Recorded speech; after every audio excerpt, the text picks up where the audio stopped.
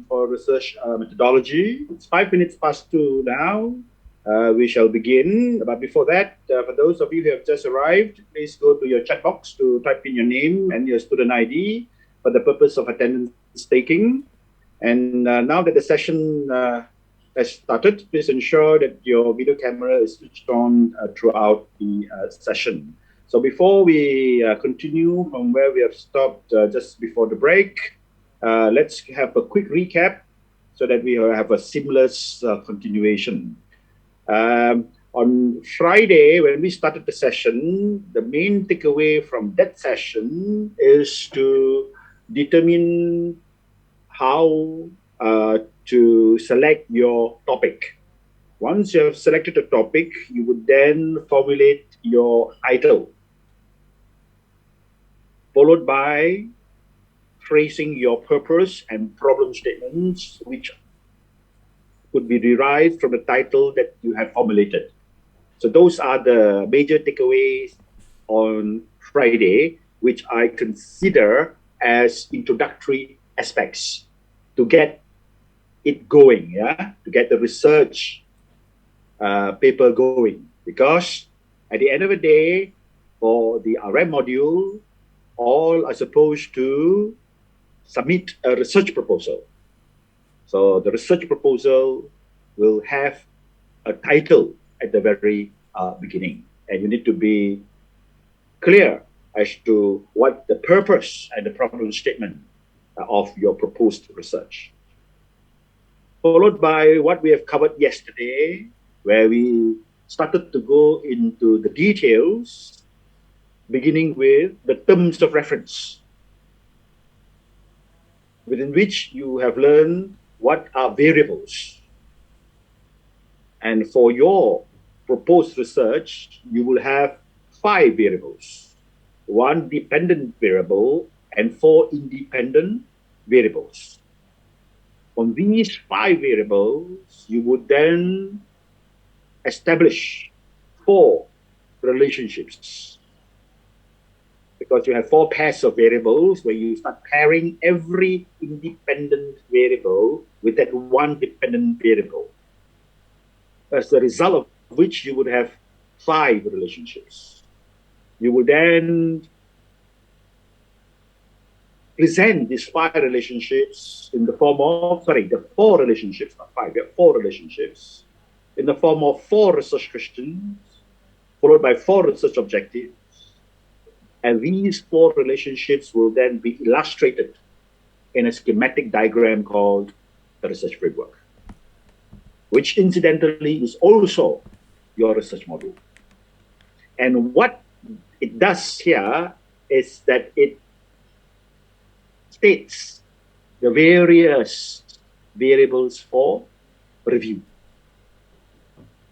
That's where we moved on to talk about literature evidence review. That's where your hard work will come in, where you need to, as per the criteria that I have presented to you, to collect information, practical facts and figures related to the title that you have formulated. What do you do to this information? You need to analyze the information. How do you analyze the information? You need to figure out what are the relevant analysis frameworks, theoretical frameworks, conceptual frameworks, models, and tools that you could use to analyze the information that you have collected. Where you will present your facts and figures within the framework that you are using. And most importantly, to arrive at critical evaluation. Who does the critical evaluation? You do the critical evaluation, where you would present your argument, your appraisal, your evaluation, your assessment as to what the final outcomes are. What are the areas that you deem to be positive gaps? What are the areas that you consider as negative gaps? Those are the outcomes that you would be arriving at the end of every factor analysis. And in so doing, you will then be citing where you get these information from. And the details of the sources will then be presented in your references. And that requires you to do the Harvard referencing, which is the protocol adopted by UWTSD. And we have learned how to do that with Microsoft Word, and I have demonstrated to all how to do it. And early this morning, we've gone through journal referencing, which I have said to be the gold standard of academic research, where you can find lots of information, you can find a lot of citations that would be useful for you to build up your references. And if there are two things that you need to work on after this weekend class, is practice the Harvard referencing, especially for those of you who have never done so within the Microsoft Office or Microsoft Word, and start EBSCOing, not start Googling. Yeah, I'm sure everybody is very good at Googling for stuff. So from now onwards, for your MBA purpose, start EBSCOing. EBSCO it instead of Googling it. And just before the break today, we have gone into the introductory aspects of the second major component of your assignment, which happens to be a research proposal. Where over here, under the research design proposal, you are supposed to propose a primary research. You're supposed to plan for a primary research. Take note of the key words that I have used. Propose, plan a research design, a primary research design. You are not going to execute the research followed by analyzing the data that you have collected. You are not going to collect any primary data, but you are going to design a primary research. That is the purpose of the second part of your assignment that will make up the entire research proposal. So, bearing that in mind,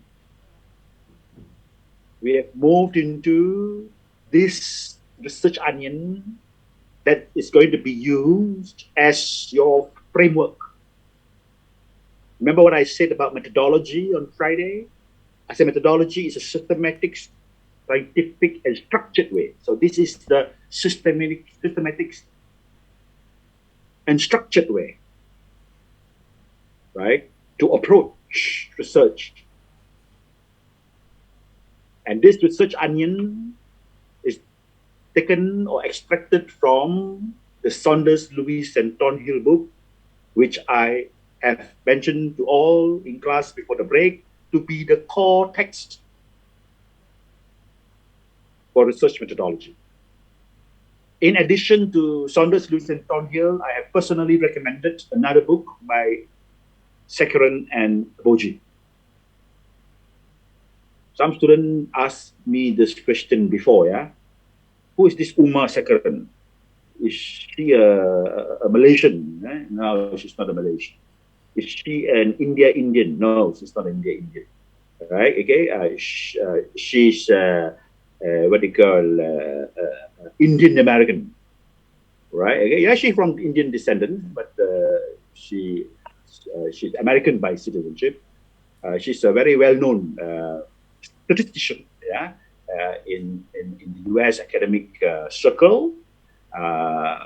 She has passed away. Yeah, she has passed away, and her earlier books were where she's a sole author, but Roger Boji, her associate, has continued with her legacy. All right, okay, by continuing with the publication of new edition of the books to update with the latest tools and so on and so forth. That is the other book which I consider to be very good as well. It's a very good supplementary text for you. But since you're doing an MBA from a UK university, the Saunders, Lewis and Thornhill book would be your main reference. So Saunders, Lewis and Thornhill has designed this research onion as a framework for students to approach research, to plan for research in a systematic, structured, and scientific way. And as you know, onion has several layers, from the outer layers right down to the core of the onion.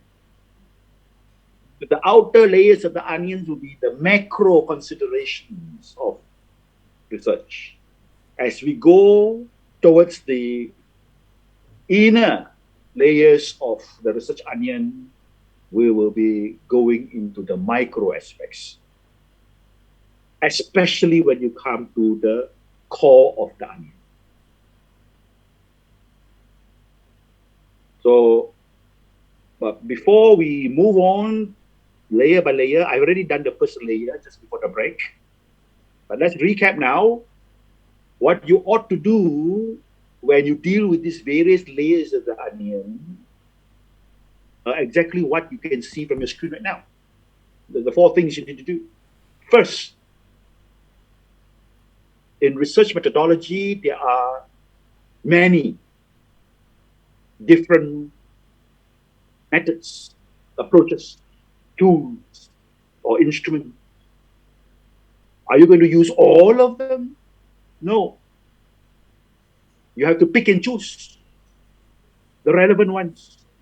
That's what number one means. Select the relevant ones for the purpose of your research proposal.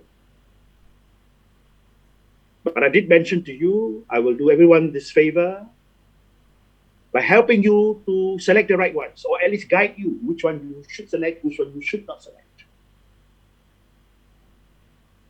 And I'll explain all those that they are there before explaining to you why I suggested you select certain approach or certain methods. Your role is to go and look for the conceptual definition of these aspects, discuss them in terms of the advantages and disadvantages, use the advantages to justify why you have selected those methods or approaches. But of course, I will go through all those possible methods and approaches,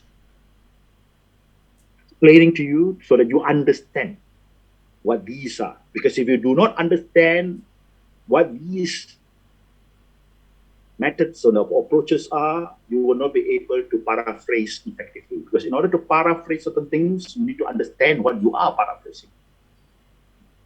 Otherwise, you may be translating the text into something that is unintelligible, that's incomprehensible. Yeah, you cannot understand what you are trying to say. So you need to understand. And that's the purpose of this session. And you need to focus, because I did mention this is a bit technically complex. A bit, not a lot. Okay? But of course, when you look at the terms, it's also bombastic, isn't it, right? But worry not. My role here is to break them down into simple bits for you to chew. Otherwise, you'll find quite a mouthful, yeah? So that is the approach that we use. So if you look at the onion, the first layer here are the philosophies, right? You have how many philosophies? You have 4 philosophies. Are you going to choose all 4 philosophies? No. What I have suggested, like I mentioned before the break, use this slide. This slide is where I have summarized the initial layers. Yeah, these are the preliminary layers of the onion before you come to the core. What are those that you would select for further definition, discussion, and justification? But I would still explain to you what all these various options are, and then explain why you select some of them. Like I said, this is a bit too big a piece to chew, isn't it, right? Okay, because it's very bombastic words: pragmatism, positivism, realism, interpretivism. But when I break them into small bite size, then you find it easier to chew and digest. So we started off by talking about these four different philosophies. Pragmatism is an approach, is a philosophy that will lead to multiple research designs or method design, several quantitative research design, several qualitative research design. It's a very complex approach where you will involve, like what it is stated there, multiple research design, and you have to propose multiple research design, which is not practical insofar as your assignment is concerned because we have word limitation. But of course, in real business world, in real life, pragmatism is very much the philosophy that guides research, particularly those fast-moving, what you call fast turnover kind of business like the FMCG, fast-moving consumer goods industry. So you're not going to choose pragmatism. So instead of choosing pragmatism, you will choose positivism, which will lead you to a highly structured survey design. It's going to be a survey where you need to choose fairly large samples subject to a questionnaire survey, where the measurement would be quantitative to a large extent, because in a questionnaire survey, it will contain a lot of closed-ended questions. What are closed-ended questions? We'll come to that later. Yes, it could include one small part where you ask one or two qualitative questions at the end. Qualitative questions means an open-ended question at the end, one or two open-ended questions. So bear in mind, this is the philosophy that you're going to explain, which will then lead later to the core of the onion, where we will look into the designing of a questionnaire survey. Then we come to realism, where you choose either one of the two, quantitative or qualitative. Like I said, in order to make your research proposal substantive, I would suggest that you choose one, you design one quantitative and one qualitative. That makes it more comprehensively covered. That leads us to interpretivism, where you will be designing a study. But this time, it's not a questionnaire survey, but it's going to be a very discussive type of interview, very in-depth, very investigative. It is qualitative in nature due to the type of questions and the conduct of the study. Because in interpretivism, the investigative study will include or involve open-ended questions. We need to design that later at the core of the onion.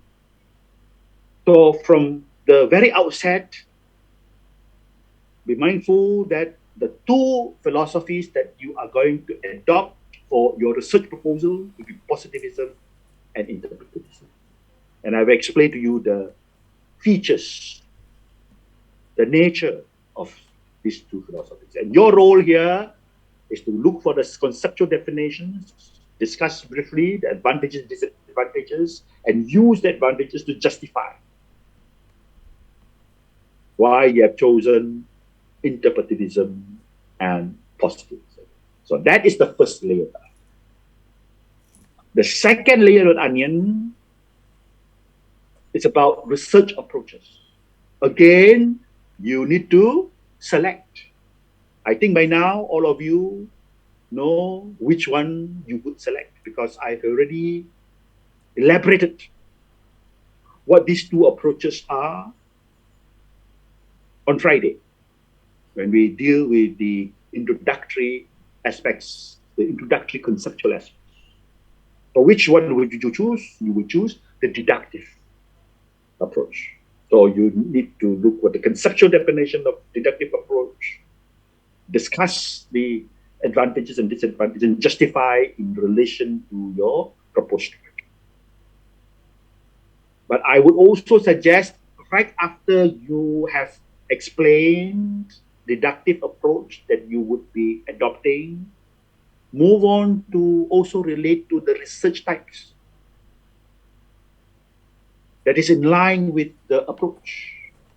So deductive research will lead to a research type called applied research instead of basic research. Basic research is a very academic, theoretical research.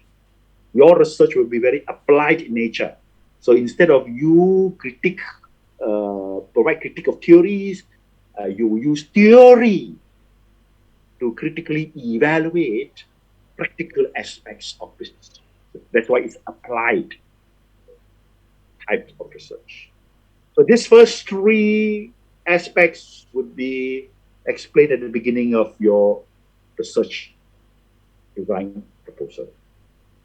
And then we move on to the third layer of the onion. What is the third layer of the onion? Research strategies. So you can see you have experiment, survey, case study, action research, grounded theory, ethnography, and archival research. Are you going to do all this? Are you going to choose all 1, 2, 3, 4, 5, 6, 7? No. You have to make a selection of relevant ones.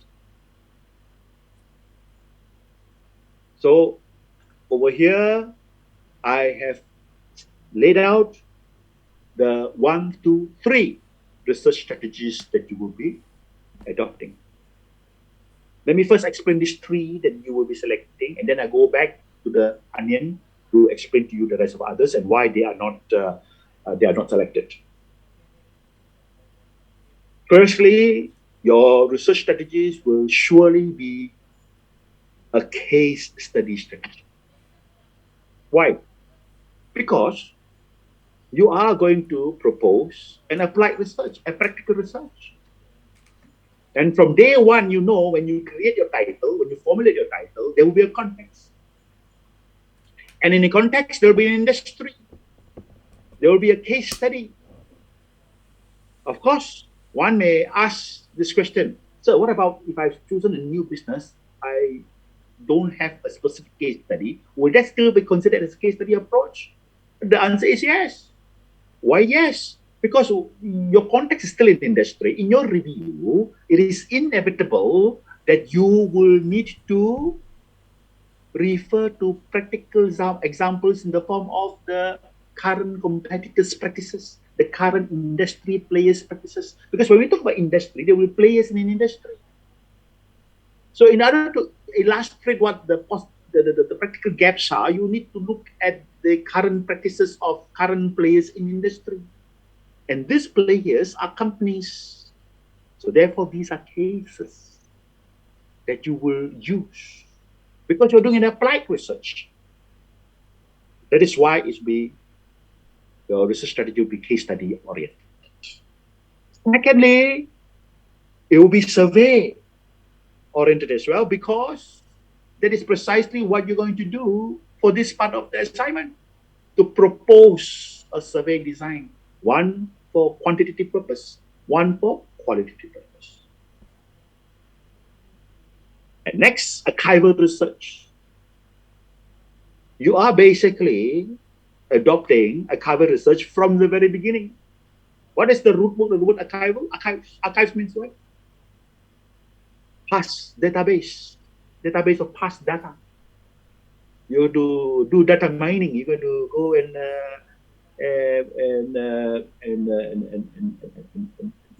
or more information from secondary sources. Therefore, your research strategies that you need to explain and elaborate would be case study, survey, and archival research. The question asked by Nelson is that will we be elaborating on applied research? Yes, all those that I state that you see on your screen right now, you need to define, discuss, and justify. So elaborate in that sense, right? Okay, yeah. So give a short conceptual definition, a couple of sentences to discuss the advantages, the main advantages, and the main disadvantages, and use the main advantages to justify why you have selected what I have asked you to select. So elaboration in that sense, yeah. All need to be elaborated by this criteria. Probably the reason that you ask is because you don't see the research types in Lanyan, but the research type is actually a spin-off from the research approach. So you need to explain them. So I'm still now come back to the third layer strategies. I already explained to you that case study, survey, and archival research, which would be the three that you need to select for your discussion, your definition, discussion, and justification. What about the rest? Let's look at one by one here. Experiment. Experimental type of research is where it would involve extended a period of time. You're welcome, Nelson. Extended period of time where certain things are put to test. How are things put to test? For example, product testing. All right, okay, yeah, where certain products are given to a panel of users to test over the period of time. So you have pre-test or pre-experimental survey, pre-test survey, post-test survey. All right, okay, to see what the feedback after consumers have tried the product or have tried the service or have tried the machines, depending on whether you are talking about a consumer product or an industrial product. And you're not going to propose that kind of approach.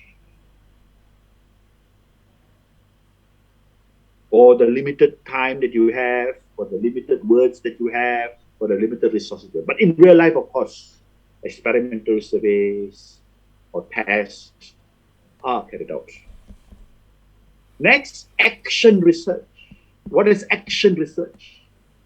Action research is where, this is a very controversial one, but action research is where the researcher will introduce, they will interfere, right, and make changes to the natural setting to see what the reactions are. And this action research tend to be very behavioristic type of research. Like you change certain parameters in a company, all right, okay, where you would have a control group and a research group. What is a control group and a research group? Control group is where a group of employees where you do not introduce any change, means status quo, and then you subject to a group of employees to some changes, maybe in terms of hours of working, in terms of extra benefits given, to see what the results are compared to the control group. That is an example I use for an employee survey, an employee action research. Likewise, you can also do it to consumers, to your buyers, to your customers, right? Control group and the research group. The research group is where you will introduce some changes into it and see how people react. That's why I say it's quite behavioristic in nature. And of course, this type of complex research is not really possible, not really feasible for you to propose for the purpose of your MBA. That's why that is left out. That's why I do not ask you to choose that. Grounded theory would be very inductive in nature. This is where you're going to go and dig real deep, right? All existing theories that explain certain phenomenon. That's why it's called grounded theory. And you're going to do a lot of critique of theories, which of course is not in line with what you have chosen earlier on, because you have chosen deductive. You didn't choose inductive. Lastly, ethnography. What's ethnography? Now, this ethnography is, to me, is the most interesting research strategy, right? Where the what do you call the researcher will immerse himself or herself into the natural setting, right? Interacting on the day-to-day basis with their subjects and observe. So it's a very observational type of research. For example, right, in a factory, a researcher could be introduced into the factory floor as a factory worker, right? Okay, no one knows that he's a researcher or she's a researcher, and he immerses himself and herself there for say a month, 2 months.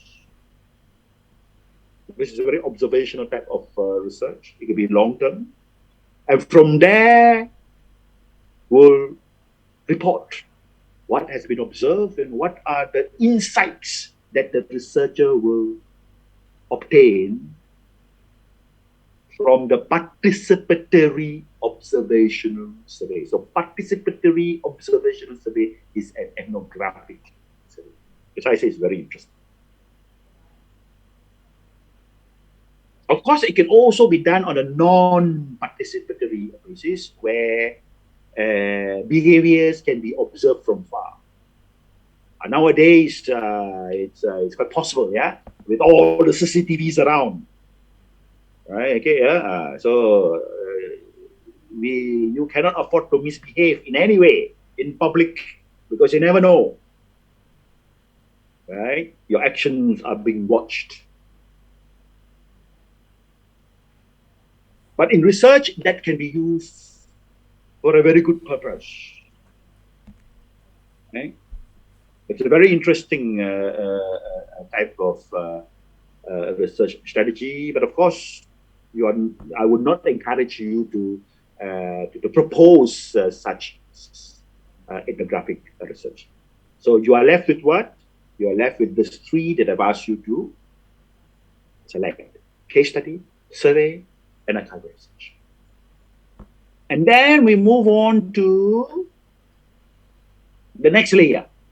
So this layer, we have chosen survey, case study, and archival research for you to define, discuss, and justify. Next comes this fourth layer, which is referred to as research choices. Mono method, mixed method, and multi-method. What did I ask you to choose? I suggested that you choose mixed methods, and that is in line with the philosophies that we have selected. We have selected positivism and interpretivism. And I have said positivism will lead to a quantitative survey, while interpretivism will lead to a qualitative study. So it's a mixed method. Mix between what and what? Mix between a quantitative and a qualitative. A question by Raja Segari: ethnographic research is motion. Yes, you are right. Yeah, ethnographic research is mostly done in anthropological as well as sociological studies, anthropology and sociology, where they study the cultures of certain communities, especially those isolated communities where the researcher will join, the community. And sometimes, of course, the community know that that person is a researcher and lead the life, like how these people led their lives, very interesting. There's a lot of very interesting anthropological research and sociological research out there. When I did my first degree in economics, I actually took I took some very interesting electives. Yeah, I selected electives that's nothing to do with my economic studies. Yeah, I took advanced mathematics. I took anthropology and sociology is one of the what do you call the electives that I've taken. I've taken social policies, as also my electives. Besides, of course, my core electives. It's very interesting. Yeah, but the short answer to your question, Raja Segari, yes, ethnography is very much used in anthropological as well as sociological research. So coming back to RM here, the research choices would be mixed method, mixed between one qualitative, because you're choosing positivism and interpretivism. What about mono method? Mono method means only one method. So my concern that it's a bit limited the scope. Then you don't have rooms to get more marks. So I have suggested you look at the mixed method. So you cover both aspects, both very important aspects of research. Then you may ask, why not multi-method? Even better. Multi-method means several quantitative, several qualitative. Yes, it sounds better. But do you have the time to do so? Do you have the word? Can you do so in that word-limited assignment? And then student may ask, what about when I come to the final project? We have many more words, because there you will be able to write 2.5 times more, or 3 times more words. But you must understand, this is the primary research aspect. The extended part of the work would also go into your literature review, which is a secondary data review. So fall back to mixed methods. One quantitative, one qualitative. How? We're going to look at it when we come to the core of that.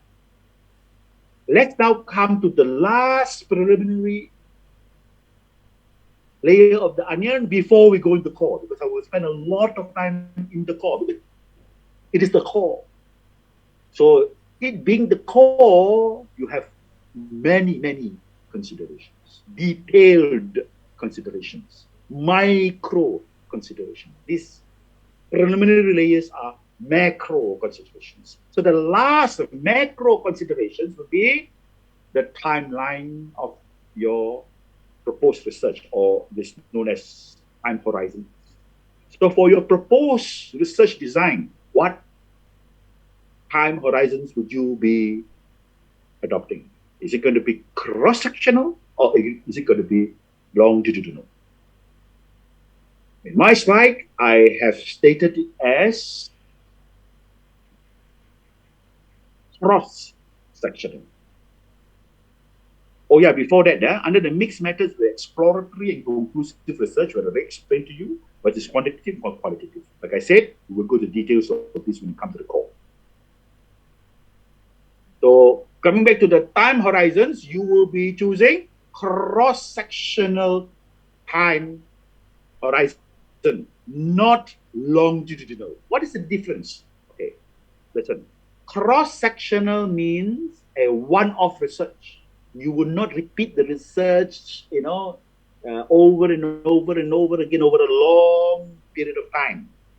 Because if you do that, that would be known as longitudinal research.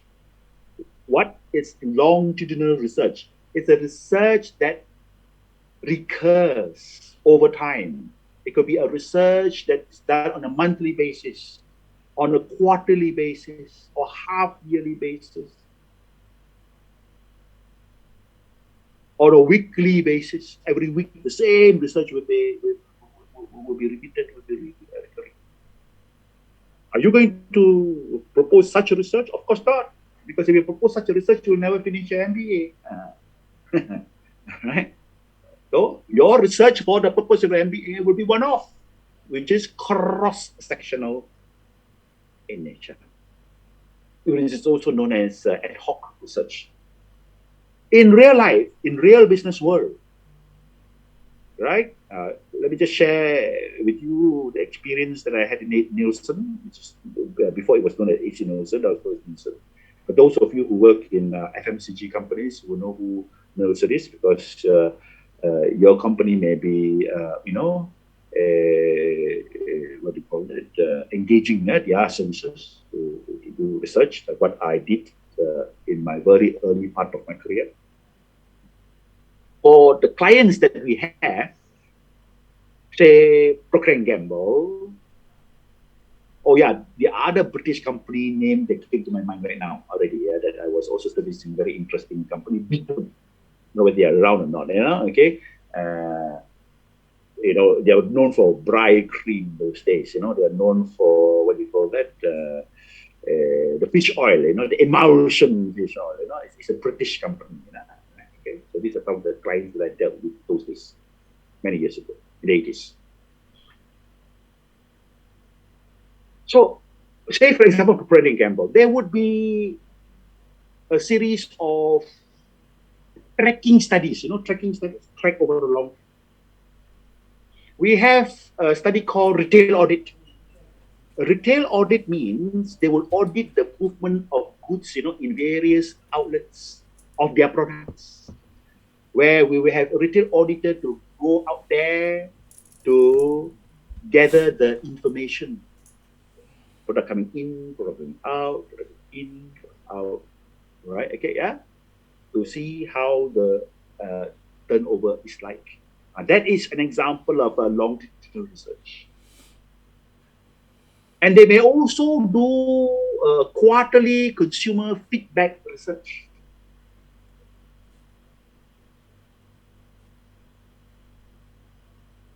Yes, AAC Nielsen do also do some HR, but that is not their strength. Yeah, that's not their strength. Yeah, for human capital type of research, AAC Nielsen does say employee satisfaction research survey, which I was also involved in the conduct of a few for some Malaysian conglomerates at the time. Okay, but to go into the details of what do you call that? Monetary, non-monetary stuff, benefits, and all those stuff. The like scaling of the pay scale, and things like that. Asian is not good at it. There are two very good at it: Hay Consulting and Watson Wyatt. Right? Okay, yeah.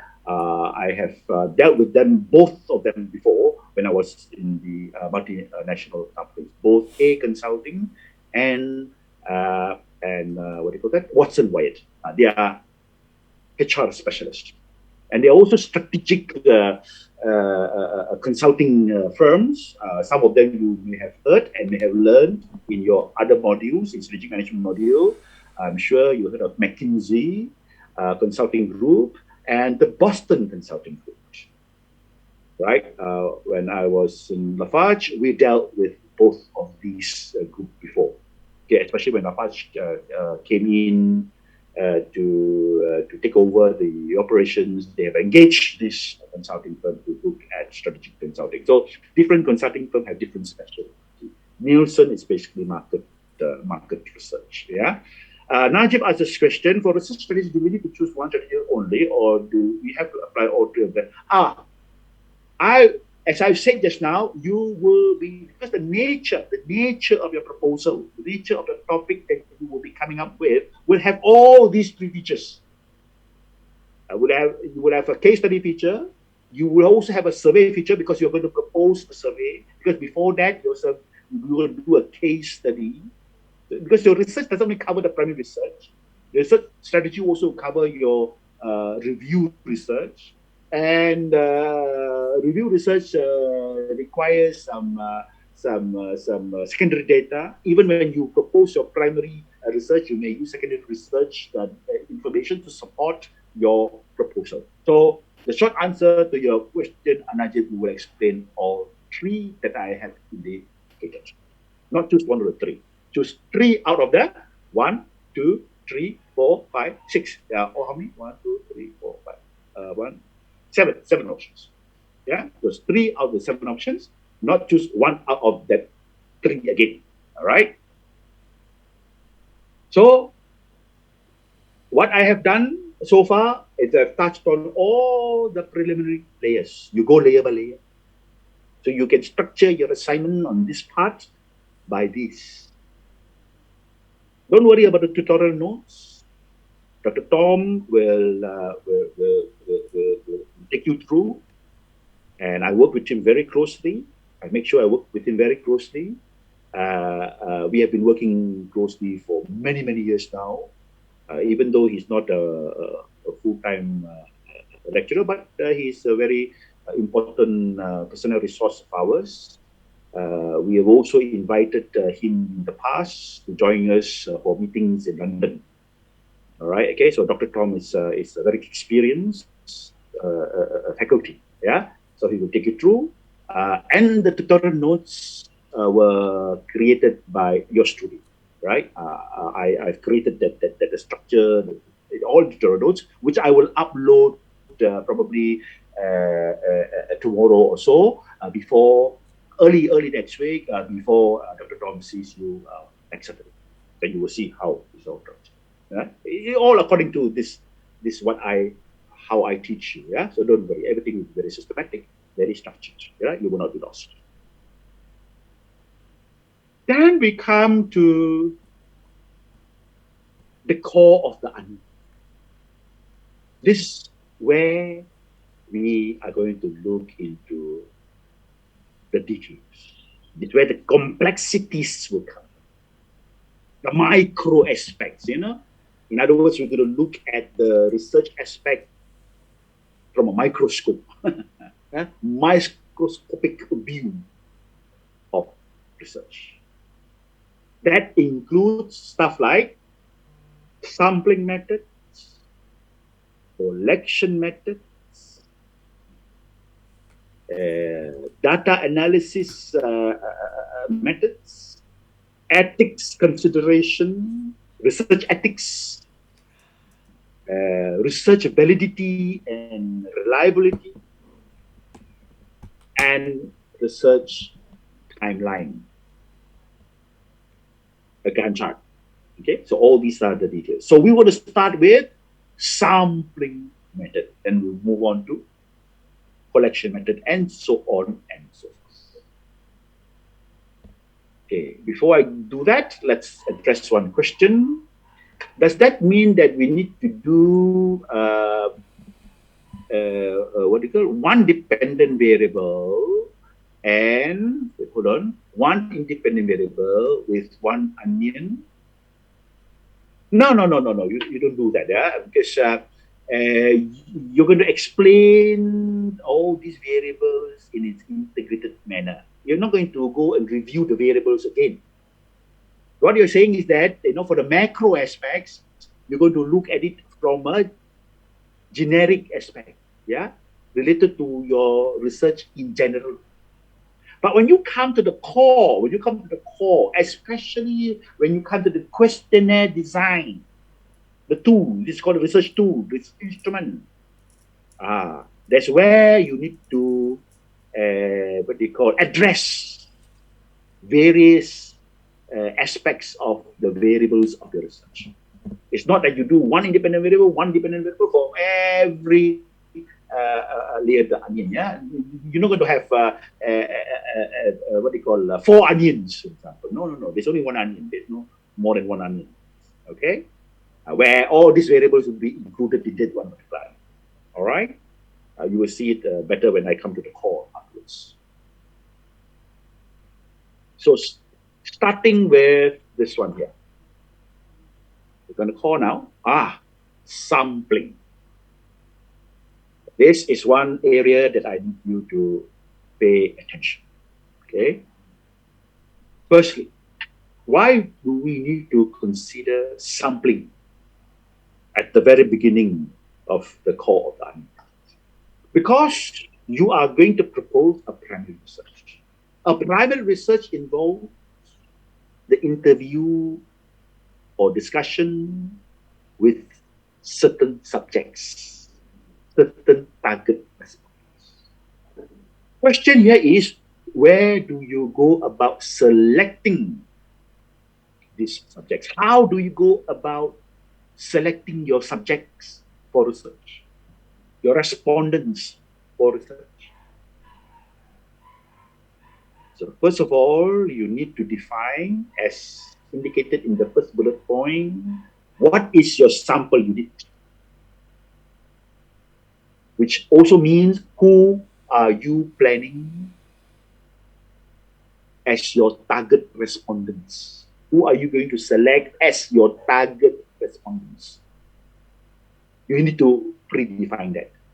You need to define that. How you define that? You define that in accordance to your what? To your nature of your topic. My suggestion here is you design a research which is consumer based or customer based.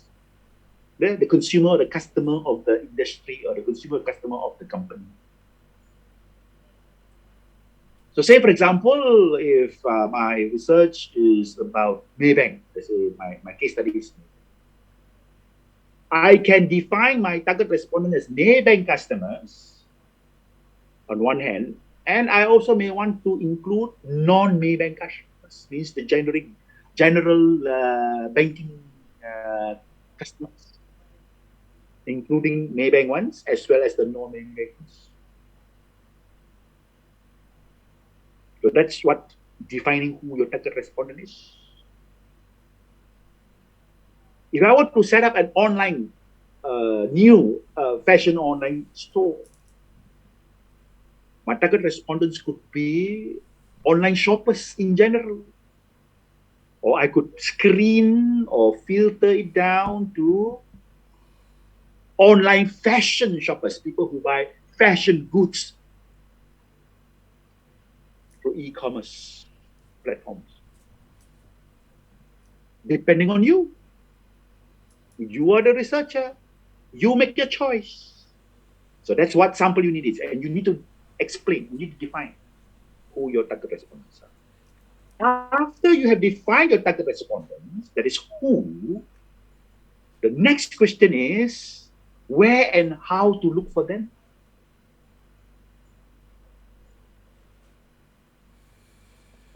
Especially how do you go about selecting these respondents.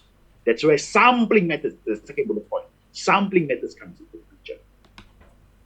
So first, we must understand the concept of sampling. Let's go to the next slide now. A sampling plan consists of population. You need to consider first who is your population. Population is defined as an entire set of subjects under study, while sample is a subset of that population.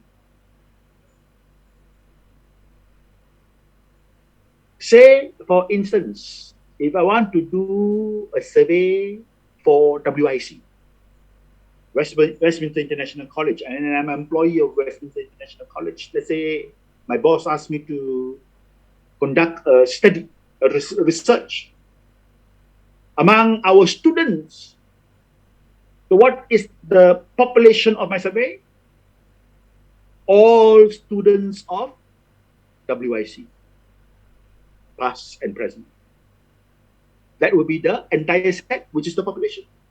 But I may not approach all because of time constraint. Let's say we've got, I think by now I've got into thousands already.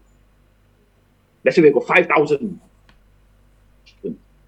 Are we going to interview every one of the 5,000 students? Yes, you can do so. If let's say the list I have 5,000, I do all the 5,000, then it's not called a sample survey anymore. It is called a census, CENSUS. Census is also a research approach, yeah, but where you interview everyone in the list.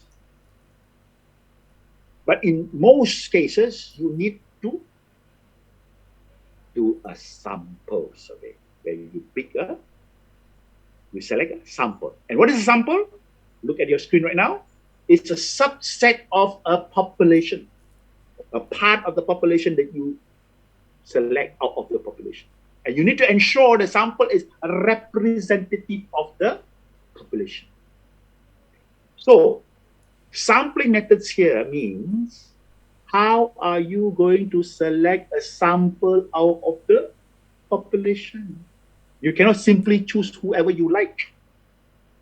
All right, okay, yeah. So they are systematic, they are structured and scientific way to do so. And we shall go through all of them now. Okay, let's look at the question before that. I'm doing a title seek effectiveness that yes, affect company performances. If I to seek customer base survey, am I need to ask will the advertisement attract you to purchase? Yes, something like that. That's right. Yeah, something like that. Now, those are the example of consumer related questions, right? Purchase intention, asking respondents to rate their satisfaction, and so on and so forth, right? Okay, I will come to that later, yeah, because this one is not under sampling, this one is under collection method, where I will touch on questionnaire design. Then over there, I'll give you the example how you design a questionnaire, a consumer questionnaire. So coming back here, so sampling methods is where you will choose a sample of the population, and there are how many methods that you can see here? 7. Please take note. 1 to 3. Sampling method 1, 2, and 3. Systematic, stratified, and multi-stage sampling are referred to as probability sampling, while convenience, judgment, and quota and snowball sampling are referred to as non-probability sampling. So you need to bear that in mind at this stage. So there's 2 broad categories of sampling method. 1, probability, 1, non-probability. So what does this probability means? All right, okay, yeah. So this is a statistical concept, right? A statistical concept. Let's now go through this. Probability sampling is where every subject in the population has an equal chance of being selected. Means everyone has a chance to be selected. In the first place, what is a concept? Let's go back to something very basic first, yeah? What is the concept of probability? Let me just give you the simplest example that normally used in statistics book. You have a coin. How many sides to a coin? 2 sides to the coin. Head and tail. If you toss the coin, all right, okay, yeah, if you toss the coin, what possible outcomes would it lead to? 2 possible outcomes, head or tail. Then what is the probability of it, the outcome be a head, and what is the probability of the outcome it becoming, it turned out to be a tail? It's 1/2 because there are 2 possible outcomes. So for head is 50% chance. Yes, the word chance is the correct word. Yeah, okay, it's a layman word to explain what probability is. 50% for it to turn in the outcome to be okay. It has equal chance. That's what probability. That's what it means. Every subject in the population has equal chance of being selected. Let me give you another example. Let's say there are 100 of us. We all work in a company. All right, okay, and our CEO treat us to an annual dinner. The company does very well for that particular year, and the CEO announced that we will stand a chance to win a grand prize of a new car. Everybody get excited and make sure that we will attend the annual dinner, right? So when we all be present at the annual dinner, we will stand to win the grand prize. Everyone have an equal chance because our names will be folded or the numbers or whatever in a box. There are 100 names in the box. So at the end of the annual dinner, the CEO will go up to the stage and check the box and put his hand into the box and pick one name up. And the name could be yours, could be mine, could be anybody. But we all stand the chance. So what is the probability of each of us winning that grand prize? There are 100 of us. Only one of us will win. So 1 over 100, we have only 1% chance. But we all have an equal chance. So that's what probability sampling. But for probability sampling to happen, you need to ensure that you have a sampling frame. That's the second bullet point. Yeah, subjects are identifiable through a sampling frame. What is a sampling frame? Sampling frame is a detailed list of all subjects in the population where the exact population size is known. Which we will know. We will have a list of subjects for us to choose from. It's only then you can do probability sampling. If not, you cannot do probability sampling. I'll give you an example. If for me as a LSC group employee to do a study for WIC, would I have the sampling frame? Of course, I have access to the sampling frame because I have got the list of students. But if I want to do a survey among all MBA students in Klang Valley to get their feedback, would I have a sampling frame of all students studying MBA in the Klang Valley? I won't. Practically, I won't. Theoretically, yes, you can, but practically, you can't. Can I walk to, let's say, Baldev Singh, our principal, walk to Taylor's University, meet their dean there and say, Mr. Dean, can I have a list of all your MBA students? Okay, WIC principal walk into Sunway University's dean office and ask whether we can have the list of all their MBA students? No way. They're crazy if they give you the list with all the names and the contact number. That's what the detailed list means. So there are situations where you cannot have access to a sampling frame. So if you, sampling frame means a detailed list of all subjects, yeah? So if you don't have a detailed list of all subjects, you cannot do probability sampling. You have to resort to non-probability sampling, with the other second category, which will go through afterwards. So please understand that in order for you to propose probability sampling, you have to justify the access, the existence and the access to a sampling frame. Like I mentioned just now, if I were to propose a research from the perspective of an LSC staff for WIC, no problem, I can do probability sampling. But I can't propose probability sampling for a survey that includes MBA students all over Klang Valley. That one I have to do for, I have to choose the non-probability sampling method.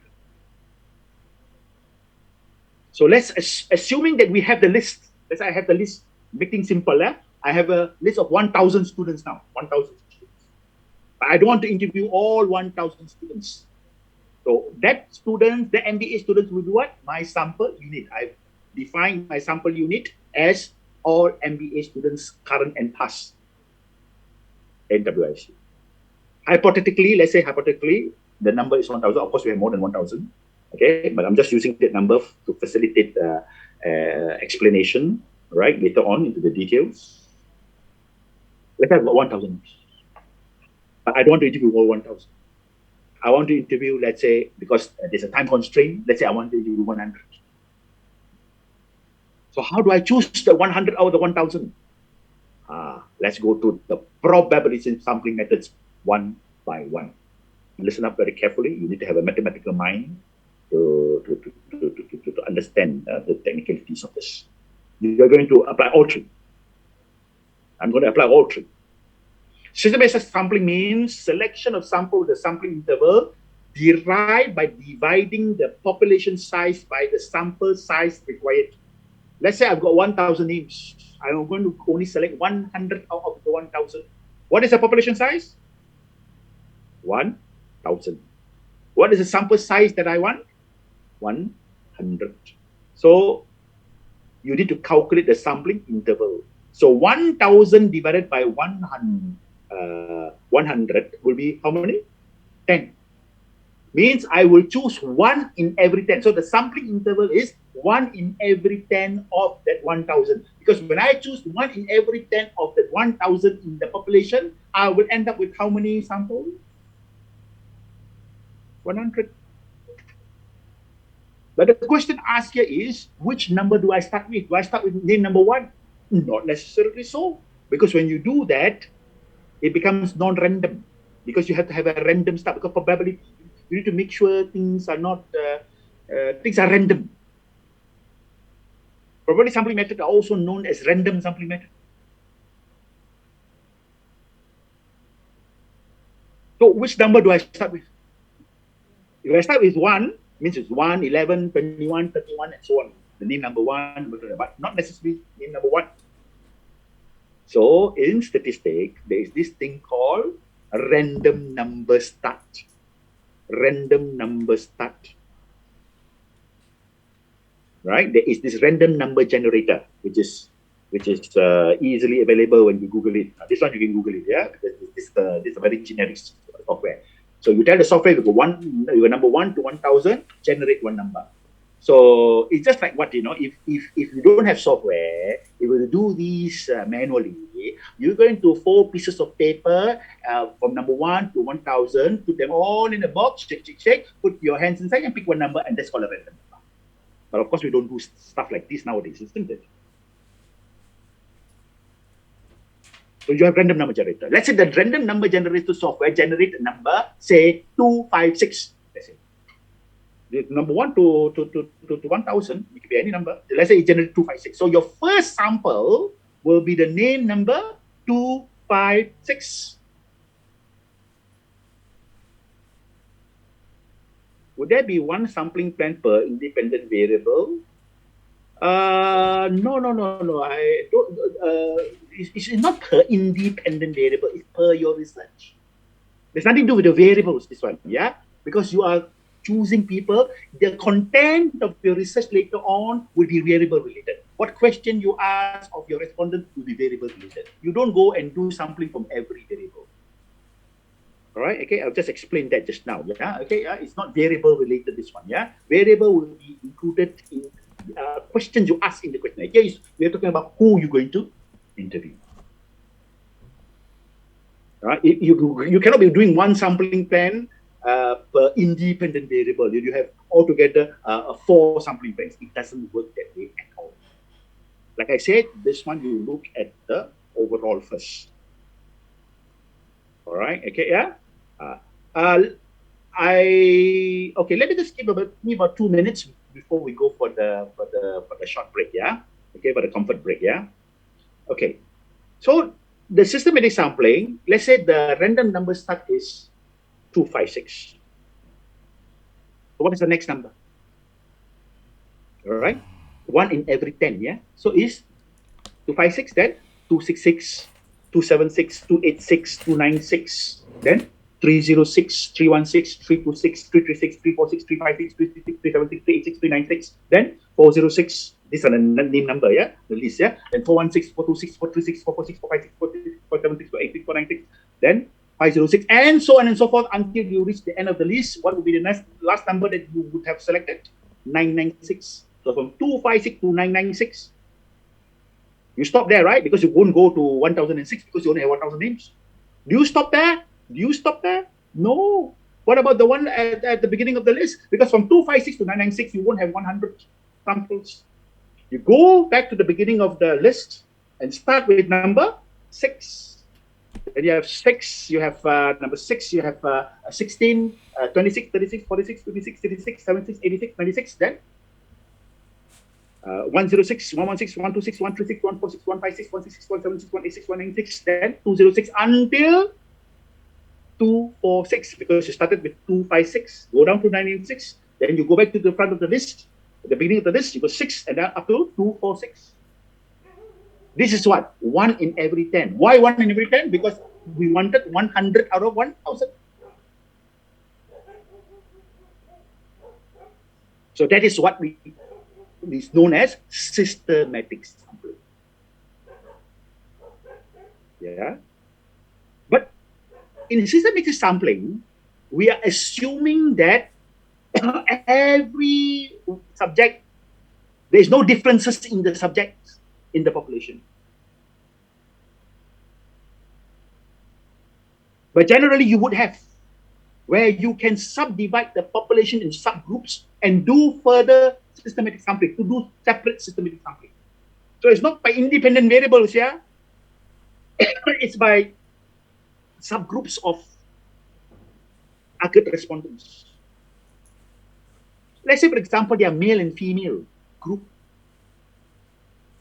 And you want to make sure a representative ratio. Let's say in the population, you have 800 males and 200 females, let's say. So if you do in 1 in every 10, it could very well be all your 100 respondents would be male.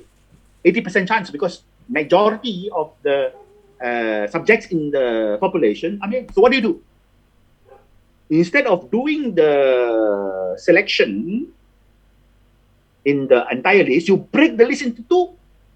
Break one male list and another list female list. Under the male list, 800 names. Under the female list, 200 names. Then what do? You choose 1 in every 10. If I choose 1 in every 10 out of 800, how many male respondents would I have? 80. If I choose 1 in every 10 out of the 200 females, how many females would I have? 20.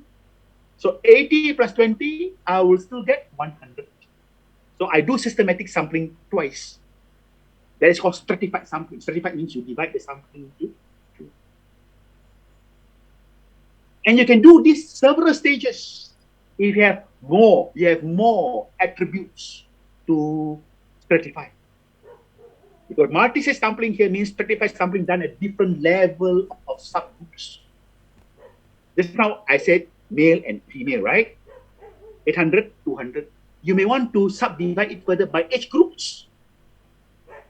Let's say below 40 and age 40 and above, male. Female, below 40 and 40 and above. So I have to look at the population size of each of these age subgroups. So all together, I will be how many subgroups? I have 4 subgroups. And I do systematic sampling in each of these 4 subgroups. Means I have subdivided the population twice. Yeah, twice. One by gender, and next stage is by age group. So that's why I call multi-stage sampling. And you look at my screen now. Look at your screen now. Multi-stage sampling refers to stratified sampling done at different level of subgroups. Yes, you are absolutely right. Yeah, you apportion it accordingly to the strata size. And that's how you do probability sampling. But remember, this can only be done, I repeat, yeah, this can only be, all these sampling methods can only be applied if you have a sampling frame. And a sampling frame means a detailed list of all subjects in population, which in most cases you won't have. You won't have. Of course, for cases you have, you can do that. Okay? We'll come to some examples after the break. If you don't have a sampling frame, then you have another category of sampling method called non-probability sampling method. Right? It's 20 minutes past 3 now. Go for a short 5 minutes comfort break. You get yourself a drink or go to washroom or whatever, or wash up, whatever. Okay, yeah? 5 minutes only, yeah? Come back here at 25 minutes past 3, and we have 35 minutes to complete the remaining part of the research design. Okay, go for the short break and be back here in 5 minutes time, yeah, i.e. 25 minutes plus 3.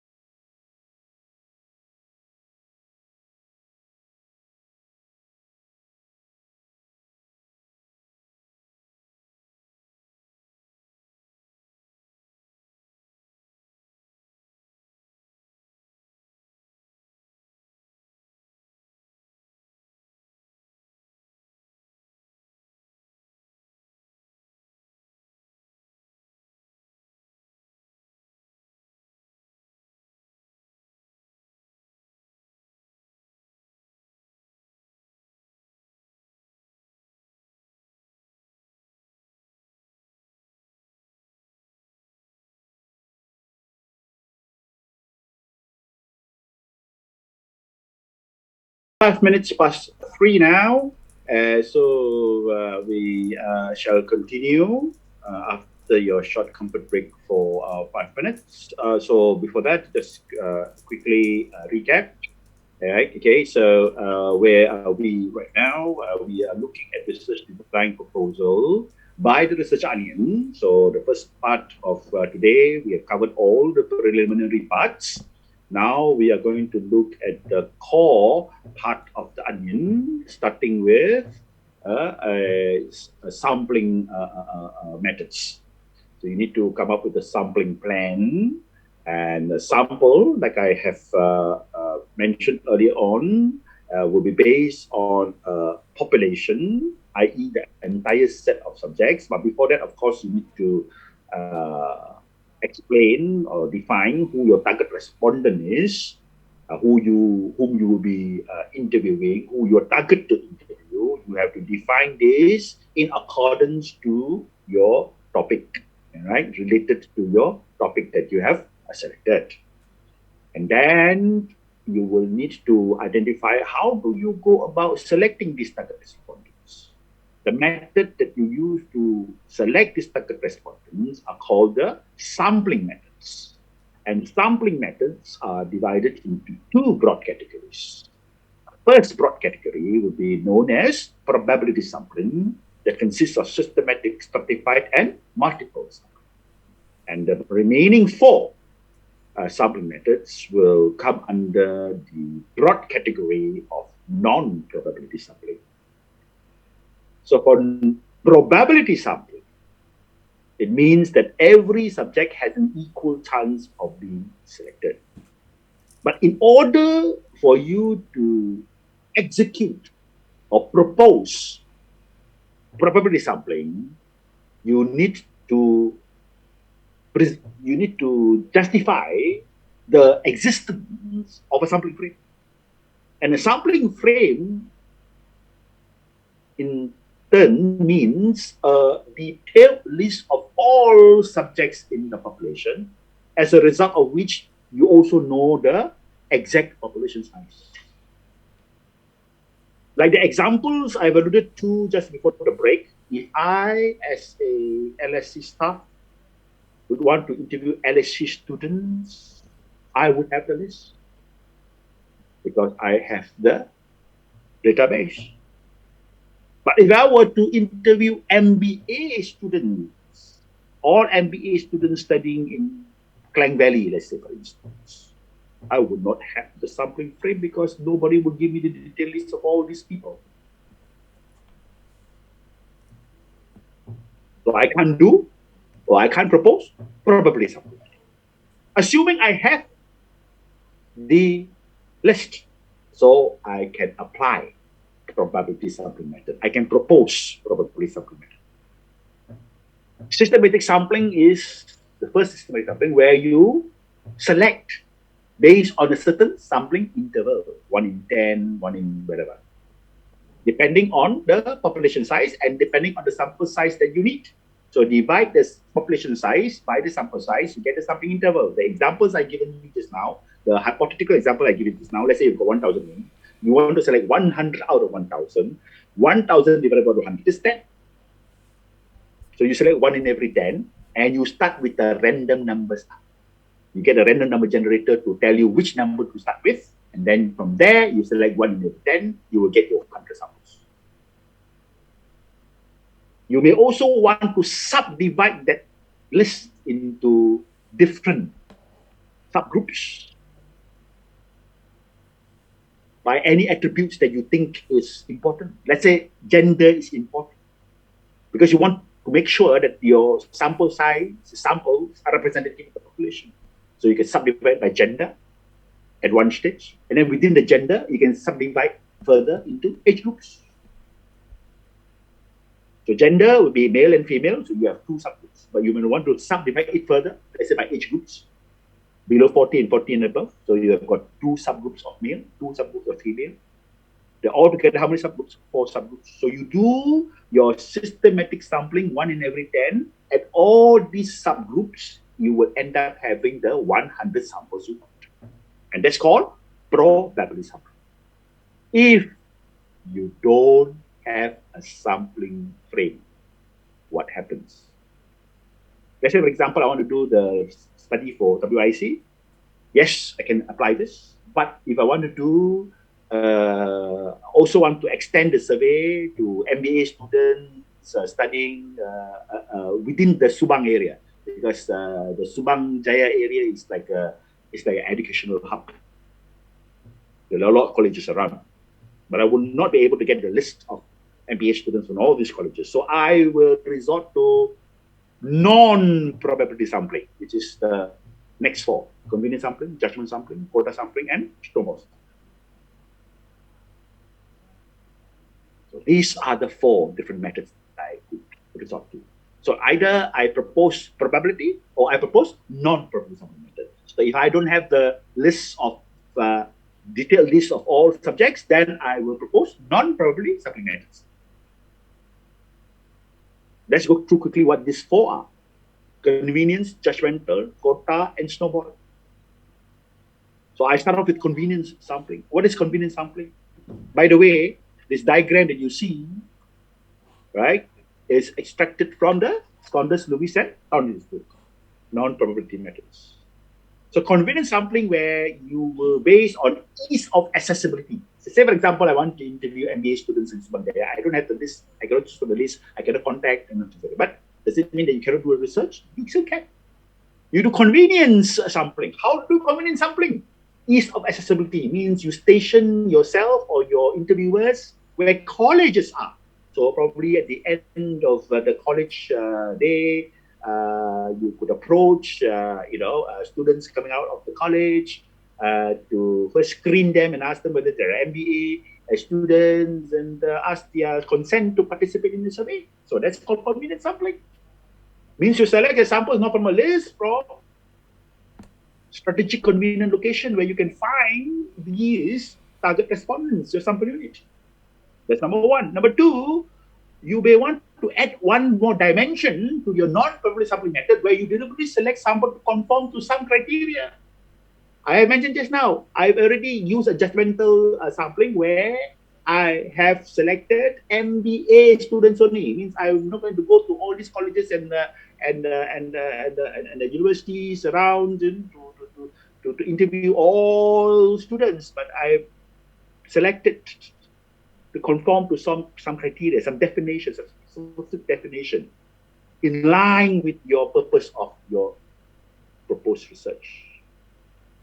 And then after that, you need to set a quota. Quota means what? A certain number. Right? And you may want to segregate. Segregate means what? Divide. Just like in probability sampling, you have stratified sampling, right?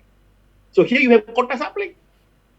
Very similar, but then you don't do it based on the list, but you do it judgmentally, where you will break into different quotas. Quotas means a number. How, a certain number of people that you want to interview, and break up that into subgroups. So you may have local students, foreign students. Local student by age groups, foreign student by age groups. And then probably the foreign students by region or continent that these students come from. Right? The students from Far East, coming from Southeast Asia, or come from Central Asia, South Asia, or from Africa, right? So these are all the possible attributes that you could use to subdivide your sample. Of course, students will ask this question: which attributes you are using? Don't ask anyone that question. Ask yourself the question. You are the researcher. It depends on what you want to analyze at the end of the day. All right. One way to guide you is to how you segregate the sample. Ask yourself this very simple question: who would you be targeting? Who your market segments are? Who your target markets are? Then you subdivide your sample by your target markets, by your STP. You learn about STP in MM, segmentation, targeting, and precision. It's all you to, the onus is on you to decide. But you have to follow these guidelines to do it. And last but not least, snowball sampling. What is snowball sampling? You say for instance, I'm doing this survey. I approach a student. I managed to get a Taylor University's MBA student to participate in my survey. Let's say, which I've managed to get the student through convenience sampling. After that, I could ask that same student to introduce. It's like a referral system. It's a referral system. Introduce whom he knows, his classmates, his friends, associates, that are doing the MBA at the moment or who have graduated with an MBA. So that you can follow up to do more interviews. So that's what snowball sampling is. Where the sample is, what do you call that, referred to by the existing samples.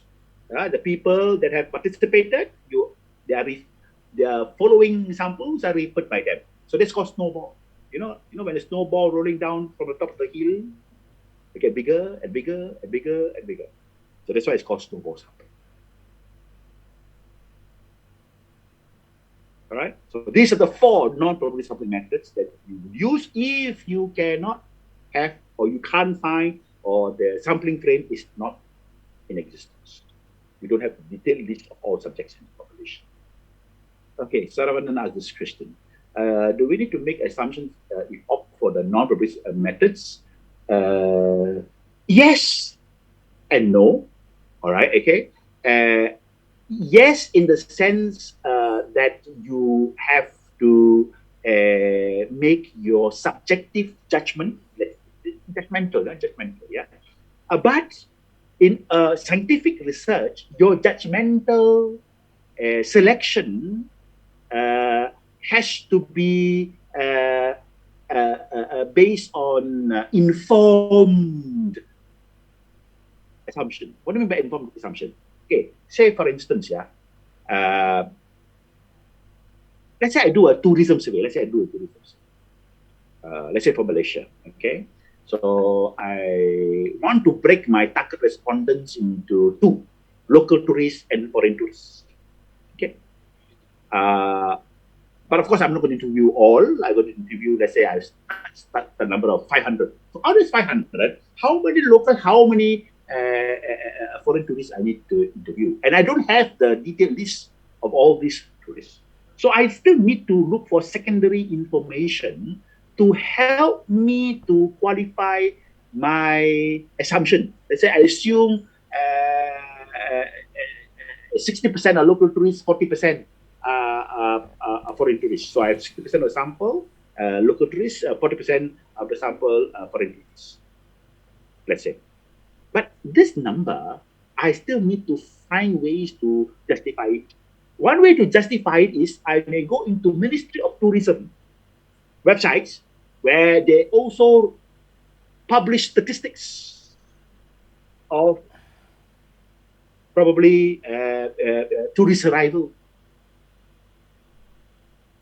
or proportion of local and foreign tourists. I use that as a guide for me to do the non-probability sampling. So in other words, you still need to have some scientific evidence base to derive your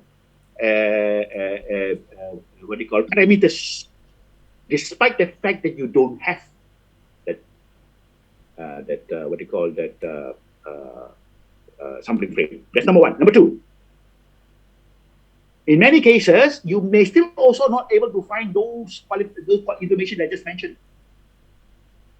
The non-probability sampling method, the assumptions could be also based on past studies. That's why journal reference is very important. You could use what past studies, past researchers have used, what assumptions past researchers have used for the purpose of your survey to justify why you also make such assumptions.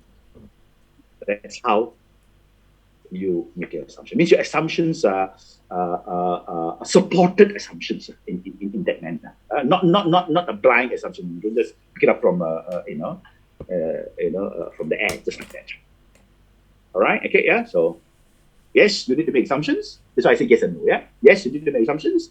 No, not any assumptions, but supported assumptions. Now, with that, I've covered the probability is non-probability sampling method, but there are two more areas: sample size determination and survey location. Before I come to sample size determination, let me jump a little bit. Survey location is very straightforward. One sentence will do. Because the survey location, where you're going to conduct the survey, you propose to conduct a survey, would be the location context of your title. So if your title is Kuala Lumpur, Malaysia, then your survey location is Kuala Lumpur, Malaysia. If your survey location is Malaysia in general, maybe you want to have several locations within Malaysia. Maybe Penang one, Klang Valley one, Johor Bahru one, or whichever area that you like to conduct a survey. But within the location context of your proposal. Then we come to sample size determination. How big a sample would you want to select from? Now, there are two, right? Probability sampling method and non-probability sampling method. So let's go through the probability sampling method one first. So what you see on your screen right now is the table that you could use to select your sample size. By the way, this table is also extracted from the Saunders, Lewis, and Thornhill book. The capital N here refers to the population size. S here refers to the sample size. So if your population size, let's say, is 1,000, where's 1,000? Down here. So statistically, it is calculated that your sample size should be 278 or more. This is the minimum number of sample that you would select. If you have, say, 4,000 names in your list, the optimum sample size is 351. What you can do is you round it up to 400. This 400 is already more than 351. More is better, right? Okay, and then you select 1 in every 10 out of 1,000. Out of the 4,000. 1 in every 10, you will get 400. So this is how you determine your sample size, depending on the population size that you have. What about, do you use this same one for non-probability sampling method? Of course not, because you do not know your sampling frame. Therefore, you do not know exactly how big is your population size because you don't know how many of them there. Then you apply this rule. This is called the sample sizes for non-probability sampling. And you follow this, what is known as Roscoe's rules of thumb for determining non-probability sample size. And again, what you see on your screen right now is extracted from the Saunders, Lewis, and Thornhill's book. What does Roscoe say? We go rule by rule. Okay. The first rule says the sample sizes larger than 30 and less than 500 are appropriate for most research. So choose any number, right? Any number that you like from 30 to 500. But of course, you would tend to choose a number that is small because that will speed up the research. But that may not be your final sample size. Let's say we have chosen 50. We chosen 50, right? Okay, fine. But will 50 be your final sample size? No. You subject your selected 50 to rule number 2. Let's read what rule number 2 says. Where samples are to be broken into subsamples, i.e., remember the subsamples of gender and age just now, the example, a minimum sample size of 30 for each category is necessary. So if I have broken the population into 2 subgroups, male and female, and within each gender group, I break them into 2 age groups. So altogether, how many subgroups do I have? 4 subgroups. And what does the rule number 2 says? Rule number 2 says you must have at least 30 for each category. If there are 4 categories, 4 times 30 will be 120. So the overall sample size is not going to be 50 anymore. It will be 120 because we have 4 subgroups. So rule number 2 says we have to have 30 minimum per category. So if I've got 6 subgroups, 6 times 30, minimum 180. If I've got 9 subgroups, 9 times 30, 270, and so on and so forth, depending how you have subdivided your population into groups that you're interested in to find out further. But is that all? No. You subject, let's say 120, right? Now I subject the 120 now to rule number 3. Let's now read rule number 3. Rule number 3 says, in a multivariate research. Interesting now, yeah? Let's look at the word multivariate. Let me ask you this question. Is your research multivariate in nature? The answer is yes. Why? What does multivariate means? Multi means more than one, right? Variate, variable. Your research involves the use of multivariables. How many variables altogether? 5 variables, one dependent and 4 independent. So your research is a multivariate research. So let's see what rule number 3 says. Rule number 3 says, in multivariate research, including multiple regression analysis, I won't go into that because that is advanced statistical analysis. Okay, all you need to know that your research is multivariate. The sample size should be several times, preferably 10 times or more, minimum 10 times, as large as the number of variables in the study. So, how many variables we have in our research model, research framework? 5, right? So, what does this rule say? It must have minimum 5 times 10. So, number of variables is 5, minimum 10. So, 5 times 10 will be 50. So, for each category, instead of 30, now you have to have 50. So, if I've got 4 subgroups, 50 times 4, this time around, my sample size will be 200 instead of 120 based on rule number 2, or instead of 50 based on rule number 1. So you go from rule number 1 to rule number 2 to rule number 3 to decide.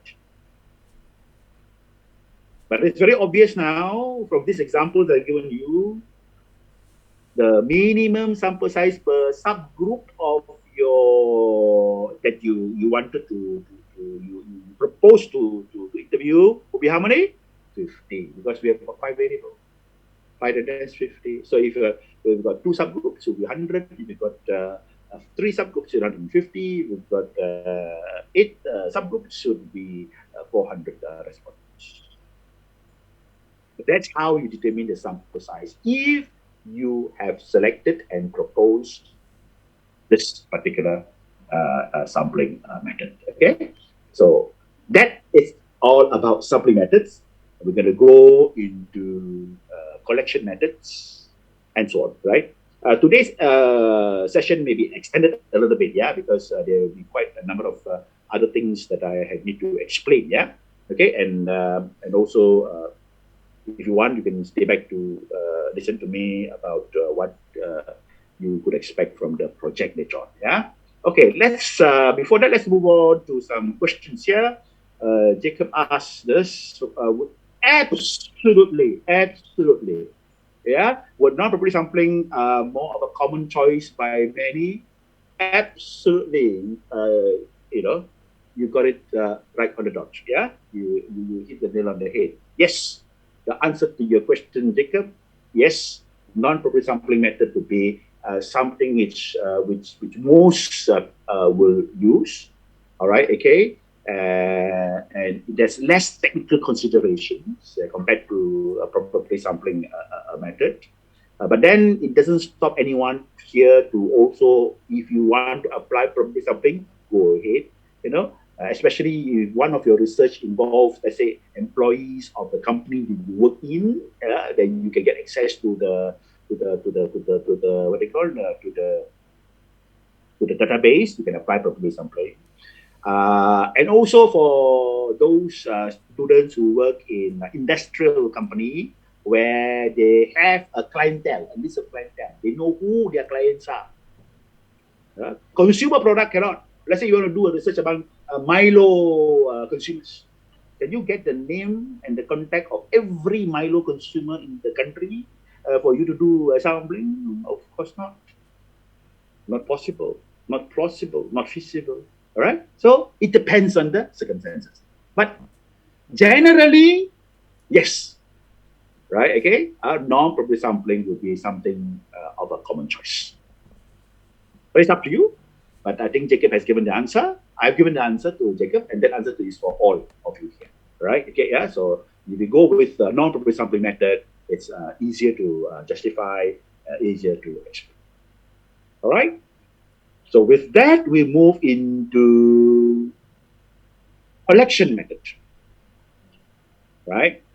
Collection method here means you've got to collect the primary data. Of course, you collect the secondary data. Okay. So here we talk about collection of primary data. Now, after you have, and of course, primary data can also come in the form of quantitative information that you want to collect. They come in the form of quantitative questions, as well as qualitative data.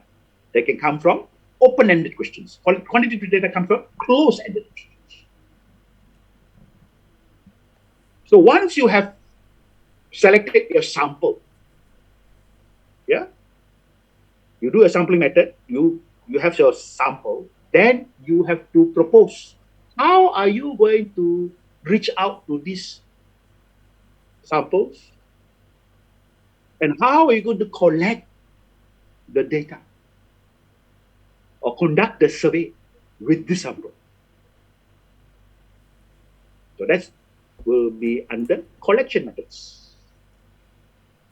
Now, look at your screen right now. The first set of the bullet points would be the collection methods. Personal interview, telephone interviews, computer-assisted telephone interviews, mail surveys, email surveys, in-depth interviews, and focus group discussion. Interestingly, you notice that I underscored and underlined 4 out of these 7 different common collection methods. Write this down if you need to. These are the 4 that I would suggest that you choose. Just before that, one question came in for sampling. For sampling method, do we need to select one of the 4 sampling methods by one sampling method? I would prefer that you discuss the non-property sampling method as a whole, because in non-property sampling method, in all practical purpose, in the practical situation, we would apply all 4. So give a quick definition of what non-property sampling method is.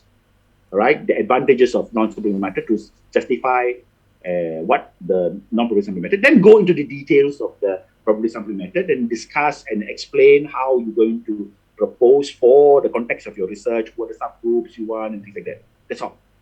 So not one, but all 4. Okay. Briefly, on the overall basis for non-property sampling method, you discuss the nature, the advantages to justify, and then go one by one, right, to illustrate how you're going to do convenience sampling, how based on your proposed topic, like what I did just now when I was talking about research among MBA students, exactly like that. How you're going to break them into what groups, subgroups, right? Okay, and that you will get referrals, from the respondent or from the consumer of other consumers for snowball sampling. So the short answer to your question, Rebecca, you would need to explain all 4 to make it complete. So coming back to collection methods, you're going to choose these 4. So let me explain first, yeah. Write this down if you need to, yeah. The first two underlying ones, personal interviews and email surveys, will be for quantitative research design. I repeat, personal interviews and email surveys that I have asked you and suggested you to adopt, to propose, would be for quantitative research purpose. While in-depth interview and focus group discussion, it will be for qualitative research design. So you have two collection methods to propose for quantitative research and two what they call collection methods in the form of in-depth interviews and focus group discussion for qualitative research. So let's go through every one of them. Personal interviews here means you will meet the respondent face to face and pass on the questionnaire. Can you see the bottom here? The self-administered questionnaire for quantitative survey. So in personal interviews, the self-administered questionnaire will be made available to the respondent to answer. And the questionnaire will contain questions related to your variables. We'll come to it afterwards. So far, we have not touched on variables yet. Yeah, we're talking about sampling. Collection methods. We have to decide on that first. Telephone interviews is where you propose interviews to be done over the telephone, and I did not include this as part of your proposal. I did not suggest this to be included as part of the proposal because telephone interviews in this part of the world, when I say this part of the world, means in developing countries like ours, somehow, even when the time when I was in Nielsen, telephone interviews produced very, very low response rate. And we don't have much control over the interview process, as a result of which, interviews could be ended abruptly by the interviewee, and the cost of telephone interviews could be high. More so if it is done via CATI approach, i.e., computer-assisted telephone interview, where you have pre-recorded questions what you call post to respondents, and respondents will answer by clicking on the buttons on the keypads. Yeah, because that would be more costly because it requires computer software to do that. And why not mail surveys? Mail surveys are also known as postal surveys, because let me ask you this question, everyone. Can you remember when the last time that you write a letter, put the letter into an envelope, buy a stamp from the post office, and paste it onto the envelope, and seal the envelope with your keys? All right, okay?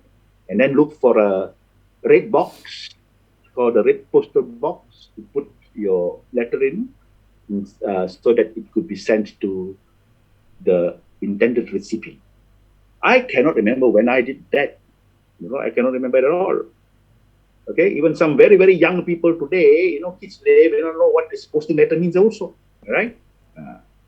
So I told myself one day when my granddaughter grows up, I will make sure I take her through the process of writing a letter right down to posting the letter, because otherwise they will not know what posting a letter means. Yeah.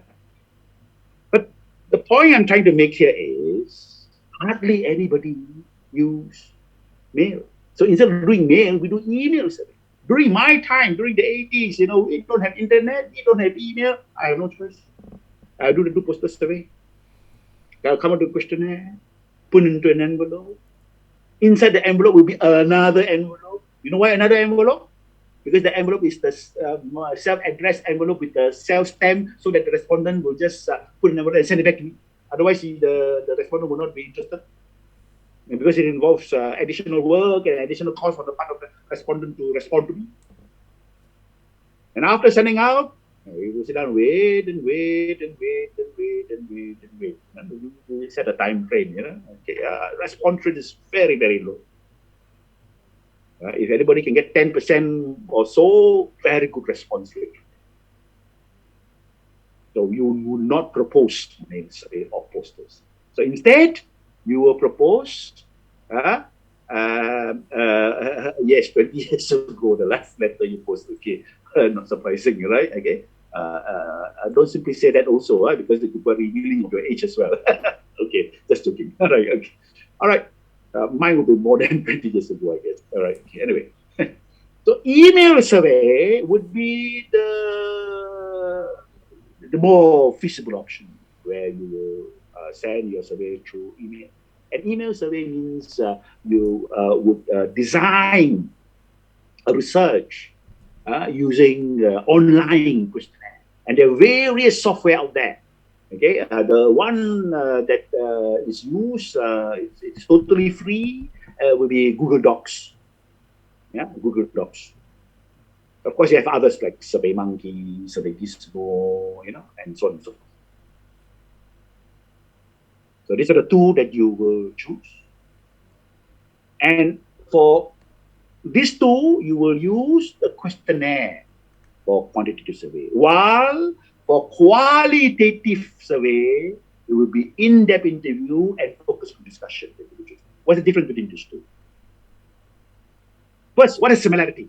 The similarity is that both will involve a discussion between the researcher, open discussion between the researcher and the respondents. Not using a questionnaire. Yes, there's an interaction, an active interaction, but using a discussion guide. That the researcher will use as his guide. He will prepare what are the various open questions that he wants to ask during the discussion. So that is a discussion guide, not a questionnaire for the respondent, but discussion guide that the researcher creates for himself to moderate the discussion. Difference is this: in-depth interview, one-to-one. Means one researcher talk to one respondent at one time. While focus group discussion, one to a group, but not too big a group. Write this down. The optimal number will be 10 to 12. So if you propose this, you will propose 10 to 12 respondents within one group discussion, guided by the researcher. So there will be very active interaction, active involvement of both the researcher and the participants of the discussion, either 1-to-1 or 1-to-10 or 1-to-12 basis. That is the focus. So you go and look for the conceptual definitions of personal interviews, email surveys, in-depth interviews, focus discussions, some discussion of the features of these. All right, okay, and the advantages of these methods to justify why they have chosen this method. Remember the 4 criteria mentioned just now? Exactly this. And all these you surely can find in any research methodology books. Right? Of course, you can find Saunders, Lewis on here, but all other business research method books will also contain it as well. So next, you need to create a tool. So we started with select sampling methods, collection methods. Then you need to develop a tool, a research instrument. So the research instrument, because I have suggested that you propose one quantitative, one qualitative. So for quantitative survey, which you do via personal interview and email survey, you will use a self-administered questionnaire. You need to design a questionnaire. And for qualitative research, you need to design a discussion guide. So now let's move into the design of a questionnaire first. A typical questionnaire will have these subsections, 2 subsections. So to make things easy for you, just create a questionnaire with 2 subsections. The first subsection of the first section rather of the questionnaire will be profile questions. Then followed by the subject matter question. But before I go into these details, a very frequently asked question by students is that for the purpose of the research proposal, how many questions should I be drafting for my questionnaire? 20 plus minus. Let's take 20 as the guide. So the first 3, just 3, I think 3 profile questions will do. Don't ask too many profile questions, 3 profile questions. Then the remaining 17 or 18 or whatever number of questions you want can be subject matter questions. So create a questionnaire about 20 questions. First 3 questions, profile questions. profile of the respondent. Or close-ended, okay? Don't leave it open-ended, right? Close-ended, yeah. Gender, then you can have male, female, right? Okay, for them to tick or click, depending whether you do it on a physical basis or you do it on a what do you call that, on an online basis. But the question will be the same, yeah. So gender, male, female to choose from. Age, have some age groups there. But please do not include minors, yeah. Include respondent which is 18 and above.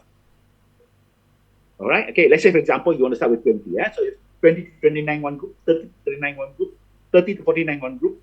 Sorry, 30 to 39 one group, 40 to 49 one group, 50 to 59 one group, 16 above one group. For them to choose one of this age group. I do not ask specific age.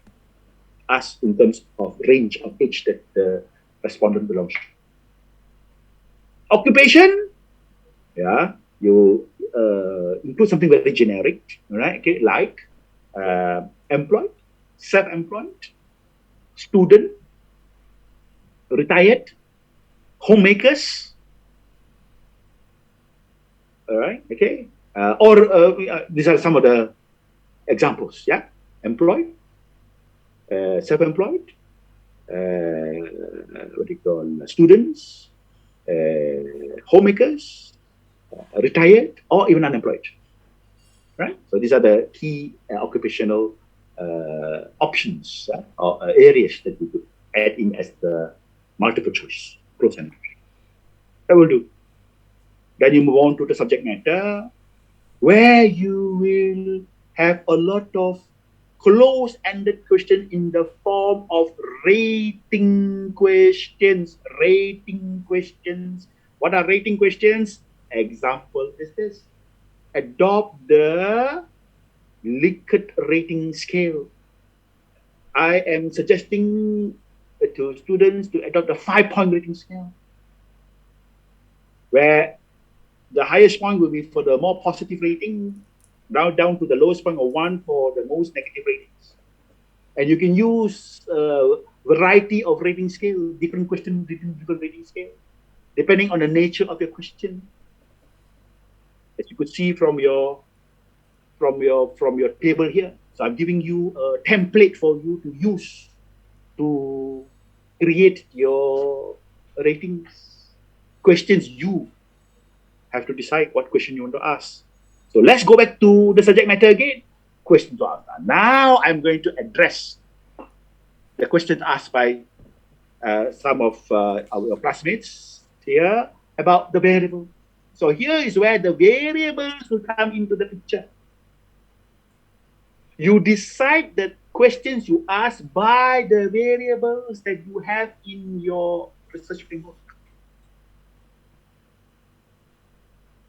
But you must also make your judgment of variables to be tested here according to the sample unit.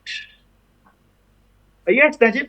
WhatsApp is used for collection method, and that can come under electronic survey, the email survey, right? Okay, yeah, because they come under the broad category of electronic survey. So electronic survey can be done through email, can be done through WhatsApp, you know, where there will be an online questionnaire be disseminated. Online questionnaire can be disseminated by email is just a platform, yeah. But at the end of the day, it's still electronic, yeah. So the online questionnaire can be disseminated through email, through WhatsApp, through Messenger, through whatever. But everyone from different platforms will be subject to the same question. So the short answer to the question is yes. You can propose that as well. So coming back to the subject matter questions, it has to be variable related.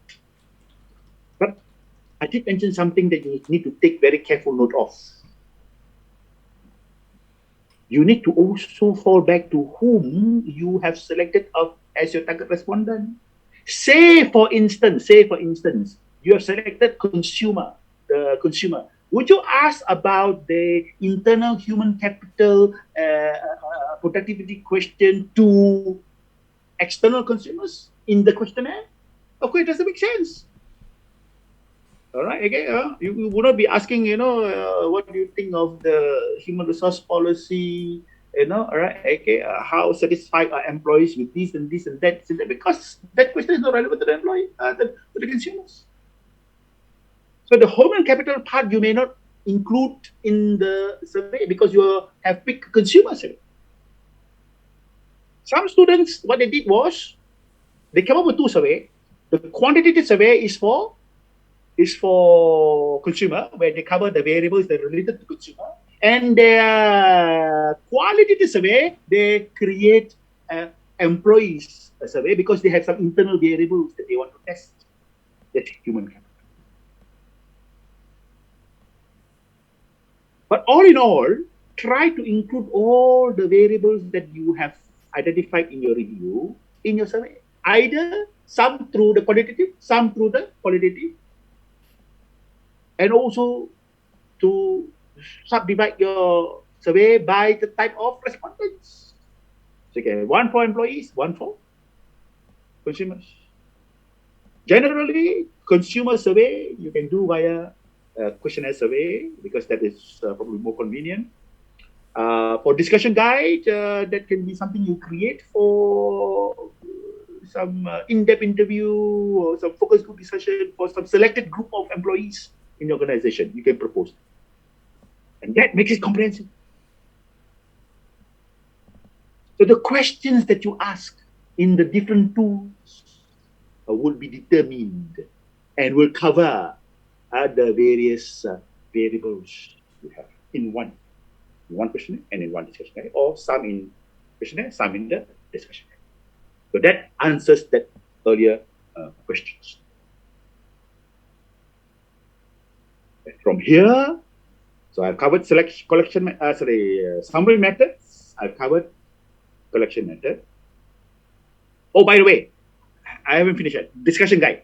What do you write in discussion guide?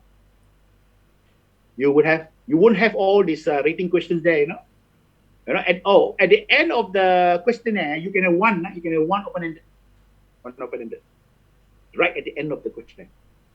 Where I suggested you can ask for further comments, further suggestions. That's what the positivism means just now, philosophy. Yeah? You have quantitative, but you can also have one qualitative aspect to it, and it comes in the form of an unstructured question, an open-ended question. It could be any questions or suggestions, and then you have lines like this for people to write in their subjective feedback. Discussion guide, on the other hand, would not have all these rating questions because these questions are not going to be ticked and answered by the respondents. Discussion guide is just a set of open-ended questions that the researcher will use, will guide him to make sure he or she covers all the needed areas. And for all these questions you ask, you add in some keywords at the back of this question. Why? Please explain. Kindly elaborate. Because in discussion, sometimes respondents may just give you one-liner, two-liner, but you want to get more insights, right? Okay, you want to get discussion go on, right? Yeah, that's where you can have some probing kind of question. Why? How? Please explain. Kindly elaborate. Why do you say so? Will this lead to this? How does this lead to this? That kind of questions.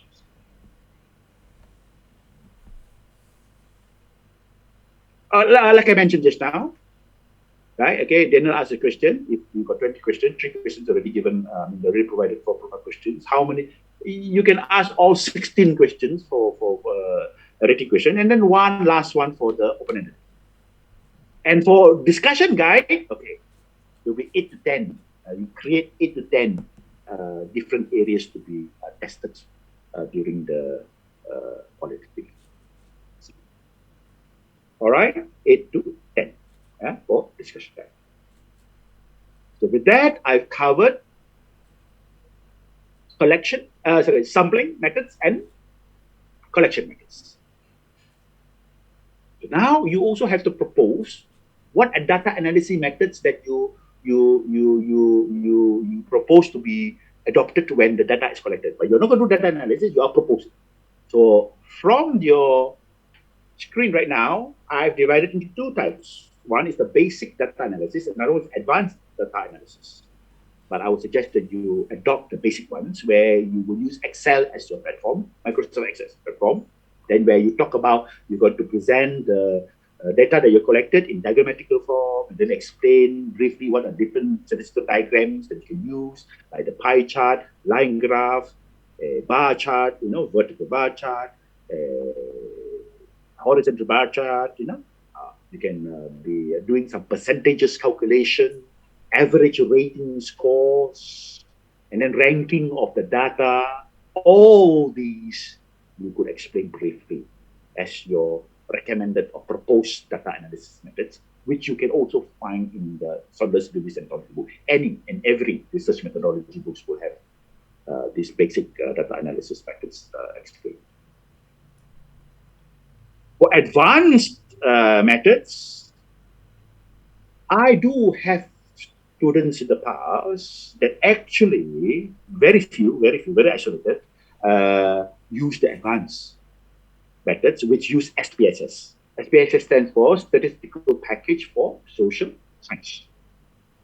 And these are the students who have done or used SPSS before in their previous studies. Some students who did their bachelor in BBA, Bachelor in Business Administration, or BBS, Bachelor in Business Studies, in their minor project, mini project, they were exposed to SPSS. They know what it is. If you know what SPSS is, you can venture into explaining these things that you see on your screen, what descriptive statistic, normality, reliability, validity, basic correlation, and multiple regression. But if you want to do a PhD one day, you need to understand all this, because I have conducted a couple of workshops, SPSS, for our doctorate students in our overseas campus before. All right, okay, so that one, if you want to pursue your study to the advanced level, and you want to do a quantitative analysis, and advanced SPSS will be something that you may want to explain. Okay, a couple of questions here. Business opportunity, there are no employees involved. We only be yes, of course, logically. That's why I say, things are not so prescriptive in life. Things are very subjective in life. For new business opportunity, of course, you have no employees because the company is not set up yet. So in here, you'll be dealing with the general consumers of the industry. All right, okay, of the industry. All right, okay. If you want to talk about human capital aspects, you may have to rely on what do you call that, on secondary data. But they were also students designing a research that talked to industry players, companies representatives, or people who are representing the industry, right? Or target to members of FMM, for example. You know what FMM is? Federation of Malaysian Manufacturers. They have a list of all small and medium enterprises. You also can go to SMIDEC. I'm talking in the Malaysian context, small and medium enterprises development corporation, where they have a list of their members. But questions will also be sent to them. All right? So there are a lot of resources out there. So you have to use your critical and creative thinking. But you are right. You are not going to talk about employees, because you don't have employees of your own organization. And you're not going to talk about employees of other people's organization. But you can talk to representatives of various companies, okay? Rebecca asked this question. Will both structure and discussion guide from the same respondent? Yes, it can be. It can be. Right? It can be for this group, right? Okay, and also subject the same group, all right? Okay, but maybe different respondent for a qualitative research. The answer is yes. Roland, as I said, we need to discuss with lecturers to select research topic when and how do we do this with emails. Okay. In your assignment question, it says yes, and that would be your tutor. Okay. But what I would suggest you to do here is to establish that during the tutorial. All right. Okay. Because I've given you all the specific guides how you come up with your title. Because the lecturer or the tutor in this case would not change your topic. The topic is you to choose, but you must choose according to the what do you call that to the guidelines. And the guidelines are given you on Friday evening, plus the specific examples. You cannot go wrong. Okay, you can seek clarification during the tutorial to Dr. Tom. All right, okay, but when you come to the final project, all of you have to get one-to-one approval. Yeah, you have to get my individual approval for your topic before you proceed. That is at the project level. All right. Okay. Yeah. But for assignment level, you come up with your topic. You don't have no right to change that, right? But you can ask for advice. But like I said, fall back to what I'm giving you Friday. You will be on the right track. All right. So don't worry about that. Okay. You're welcome. You're welcome. You're welcome. All right. Okay, so let's come back to data analysis. Yeah, so here you explain the basic ones. Yeah, then you move on. We're coming to the end now. Move on. Research ethics. What I have now here are some of the key ones. You can expand it if you want to.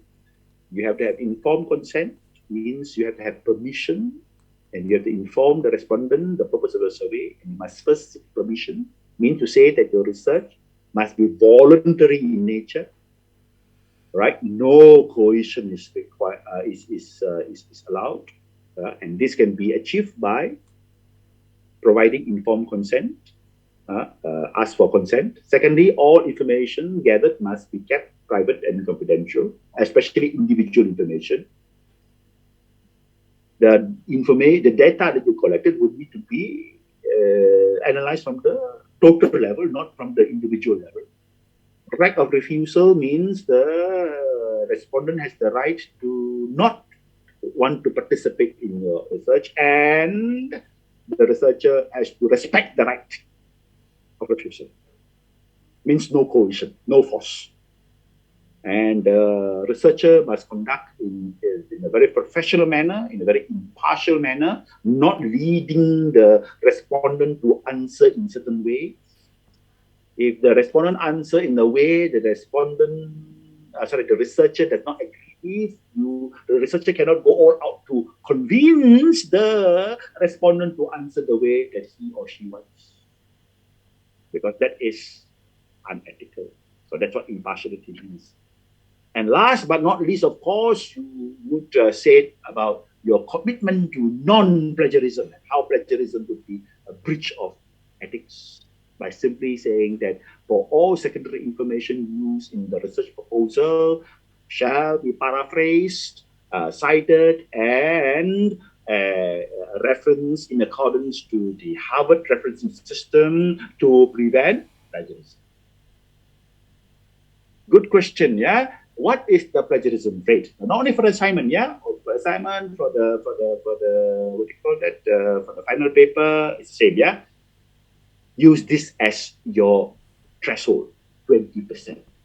No more than 20%. Anything more than 20% will trigger a further investigation as to where the plagiarism comes from.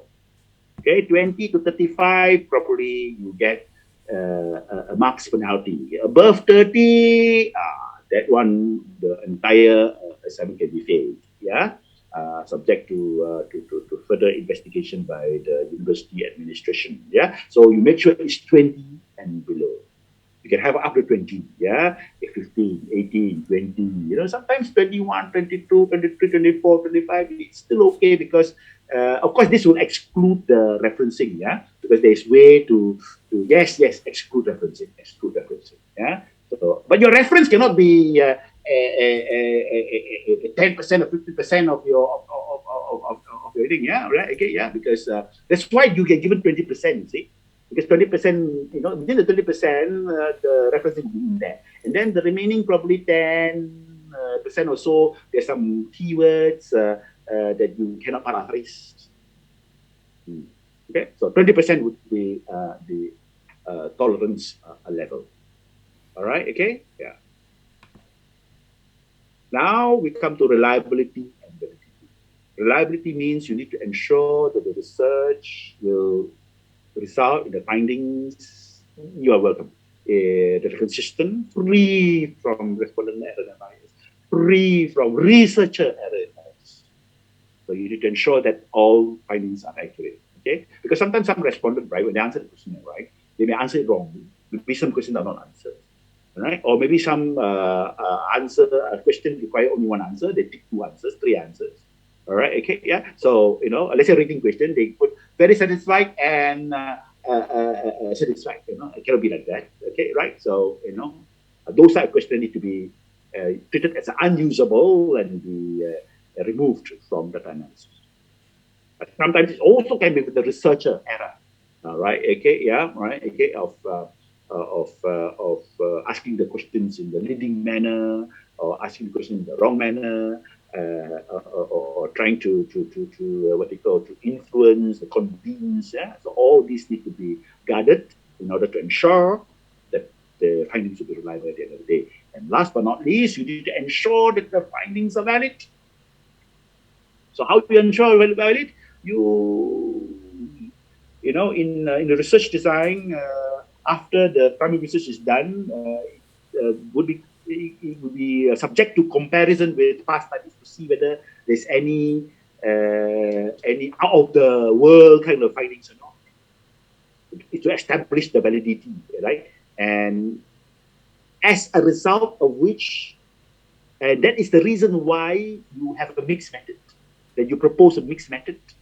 Why? Because you have one quantitative, one qualitative. So the qualitative will be able to validate the quantitative research, because qualitative research gives you more insights.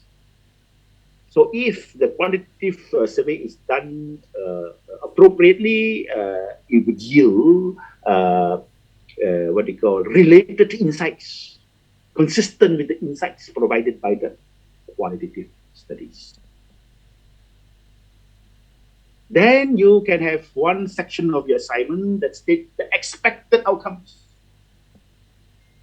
Very simple, yeah? Your expected outcome of the research you can derive from your title by referring to not the final outcomes of review, yeah? Final outcomes of your entire research process, which is what? Which I mentioned before, the formulation of an action, a plan of actions and solutions to either improve the business performance of a case study or to set up a new business. So that is the expected outcome of the research, which is a very practical outcome of a research. And last but not least, present a sample Gantt chart like you see on your screen right now. Let's look at the Gantt chart here. I have created a Gantt chart, which is 3 months divided into 4 weeks each month, 12 weeks. This is very reflective of what you're going to do for your final phase. So this Gantt chart is not the timeline of you doing your assignment. Huh? Some students got it wrong, So they thought this Gantt chart is for the timeline doing the assignment. Well, why you want to give me a timeline doing the assignment when after you submitted the assignment? Only. Yeah, this Gantt chart is a project management Gantt chart. This is talking about, because yours is a research proposal. So this is your for you to execute your proposed research. This is the timeline going forward. So it's 12 weeks. This is not 12 weeks of your assignment, yeah? Not assignment work, yeah? Your assignment process, no, yeah? It's a 12 weeks of when you execute your full research. From what? From writing of the proposal, yeah, to proposal approval, to collection of data, to data analysis, to draft report, to supervisor's feedback, device report, blah, blah, blah, blah, blah. Right? Okay, yeah. So you could create this Gantt chart over 12 weeks for the purpose of your RM research proposal. Okay, and all this that I have elaborated for the whole of this afternoon and the early part of this morning would be for the second major part of your assignment on research design proposal. All right, let's start the questions now. Continue research assignment for the financial. Can this be done safely? Yeah, I will answer the question. This is talking about for final project. Yeah. Okay. Hold on. Yeah. And secondly, you mentioned the format issues. But yes, times Roman 12 before result, but the assignment is through spacing even for other mechanisms confirm this. It's, it's up to you, right? Okay, you can use 2 if you want to, right? Okay, because all this while for project you're using 1.5. Okay, if you use 1.5, you probably save a bit more paper, right? If you use 2, so there's no strict, what they call. See, the reason why the university has provided this format, it's for the reader, the for the reader legibility, yeah, for the legibility of your work, for the ease of the reader when they read your work. Because sometimes some students come up with what they call a very funny type of very weird type of font type and font size of 8, So hey, if you imagine, your work would be read by a professor who probably very matured in age, has eyes, So these are these are the least worry that you should have. Yeah. Okay. So 1.5 or 2, that'll be fine. All right. Okay. Yeah. So either one will be fine. Okay.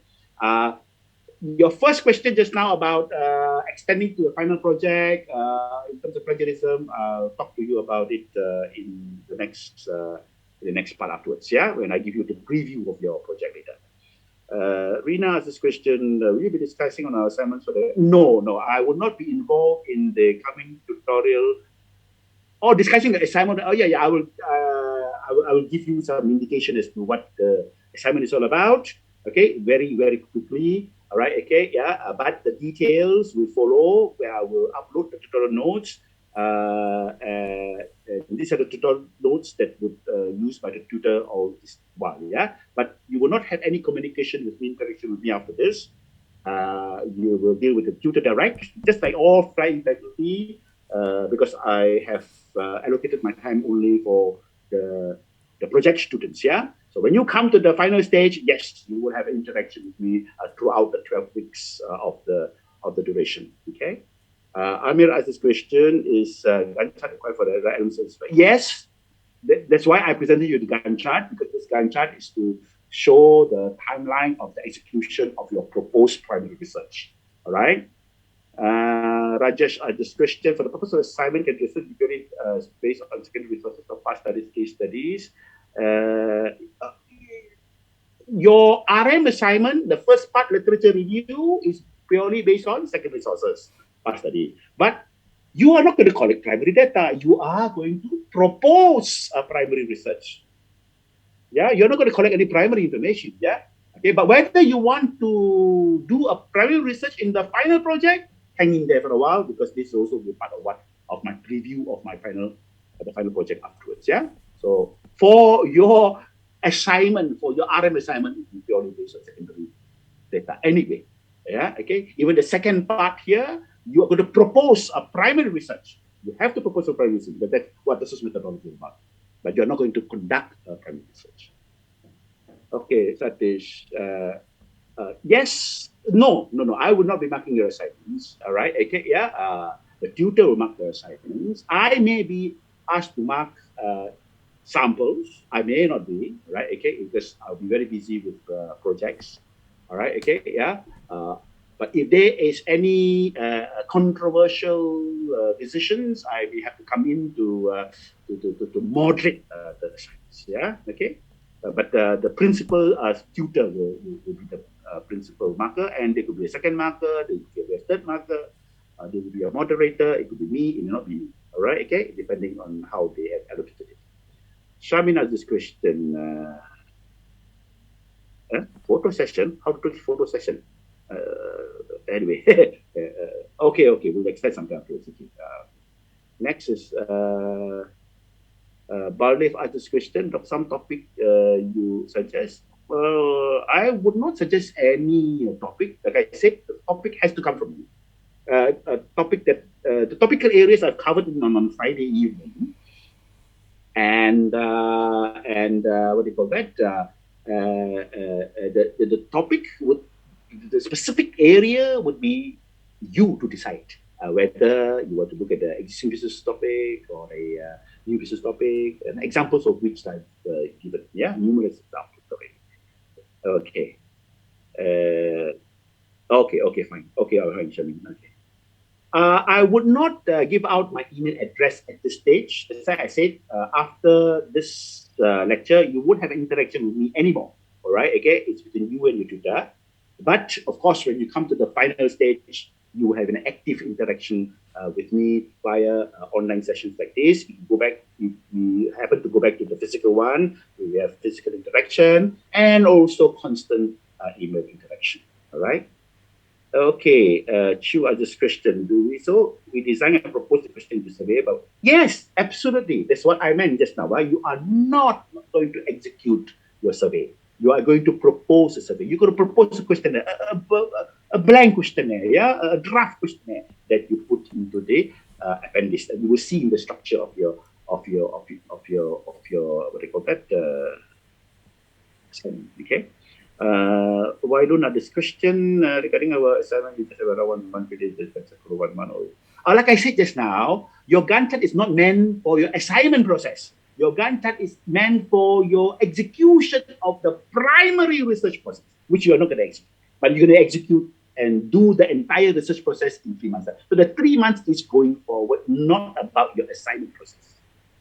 Yeah, about your proposed research process, your future research process, which you will design in 3 months. Okay. Next, instead of just one speaker, we have a small segment of an industry. I would not be so inclined to suggest that you look at a segment of an industry. Right? Okay. To look at the, if you want to look at a segment in industry, probably for new business, yeah, you would have no choice but look at segment industry. But for a case study topic, it has to be one specific company. This is a case study. But regardless, yeah, whether you're doing an existing business or a new business topic, you will still look at case studies of companies. All right? Because what is an industry without companies? How can you talk about the industry or the segment of industry without talking about players in industry? Because the players are the ones who make up the industry. So there would still be case studies involved. Yeah. Theo, is that we have another online session with you? Oh, the final project is a different thing altogether. Yeah, because once you finish all your modules, the college will be informing you of a project briefing. And after the project, there'll be if it is still online, it'll be online. If not, you'll go back to physical. And then after that, we have supervision session and so forth. That one you'll find out later. All right, okay? Worry about your assignment first. But for final project, you'll be with me all the way from the start of the project to the end of the project. Okay? Passing rate has been very good. All right, okay, yeah. The passing rate has been 90% plus minus. Sometimes we have even 100%. All right, okay, yeah. So the 5% to 10% of people who don't make it are either students that are not serious. I don't see them in the briefing. I don't see them in the supervision sessions, and some even did not even propose any title to me. Suddenly, their assignment appears in the portal, and of course, some of them are plagiarized work. Yeah, very blatant plagiarized work where they take their senior assignment and submit as their assignment, or their senior project, submit as their project, or use that and paraphrase the entire project, change 1-2 words here and there and submit as their own, but it can be easily detected that is plagiarized work. All right, okay, yeah, so if you follow my guidance, you have no problems of passing, yeah, okay. So the passing rate has been high. Yeah, 90% is 80 to 90% is the standard that we have been achieving. Yeah, but close to 90%. No, not necessarily in Malaysia. Like I mentioned, I think this question was asked earlier. It can be in any location context. Yeah, it can be international company, it can be MNC company, it can be Malaysian company, it can be Malaysia, it can be Singapore, it can be Thailand, anywhere. All right, but it has to have a specific company context and a location context if sufficient.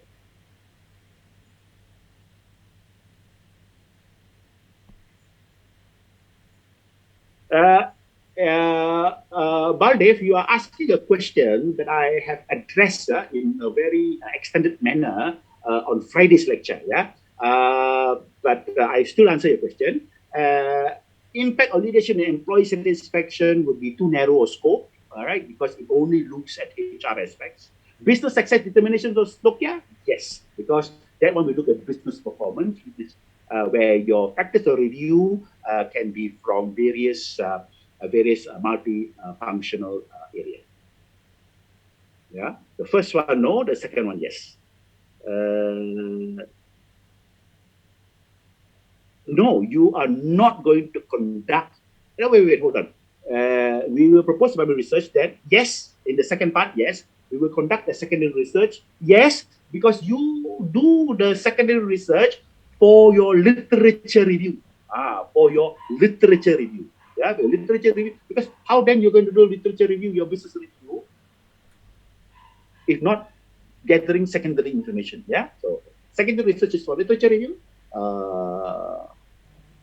Second part of the assignment for you to propose a primary research. You're right. No problem, Balif. Yeah, I hope you get the clarification that you need. Any other questions? Any other questions? Before I present you what I call the dessert, the sweetest part of today. In fact, the session has come to an end earlier on. It's a Q&A session. For those of you who have any urgent appointments, you could leave the class if you want to, because I've covered what I need to cover. Okay? Yeah. Now, if there's no further questions, let me now... There is a question, Dr. Quay. Yes. Yeah. If we use the Times Roman font 12, yeah. after we printed all our works on the reference part, usually they have their own font type. Do we change that font type on the references part, or we just leave it? Try to apply the same font type. You can change the font types as per your assignment font type. It can be easily done. You just highlight and change the font type accordingly. Okay. All right. Thank you. All right. Okay, good. Okay. There's another question coming in here. Is it possible to get submission time? No. This is totally out of my purview because those administrative aspects are all determined by the university.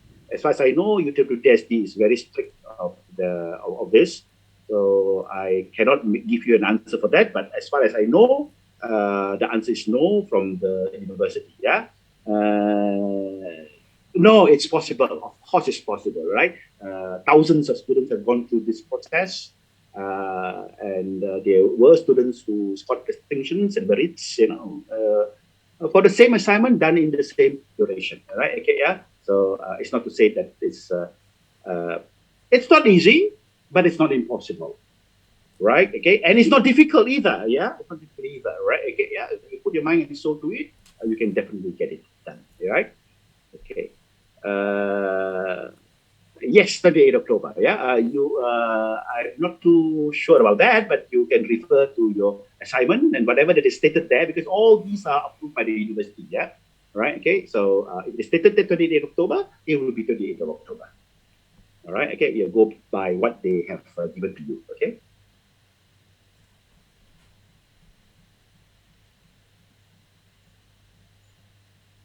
What do you mean assignment timeline will be 12 weeks, how long will be marking takes, how long will know the results of marking. All these you have to refer to the exam department. These are administrative questions because when this process takes place, I'm not in the picture because it's between the exam department and the university, and it's also up to the university to set their what they call it, the examination board dates, and deliberation dates. All right, okay, yeah. So please check with your MBA admin as well as the exam department members. Yeah.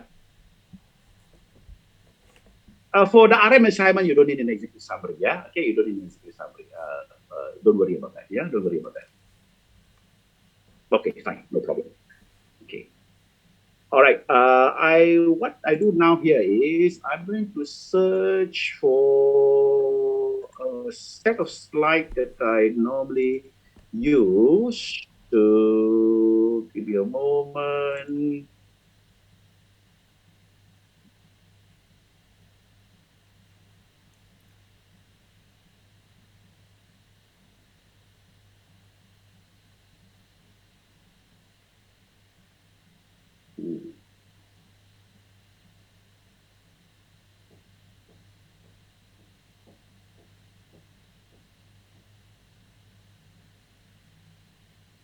Okay.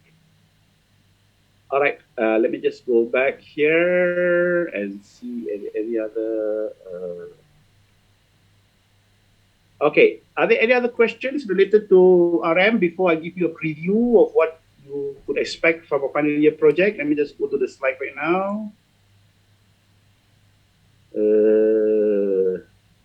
Yes.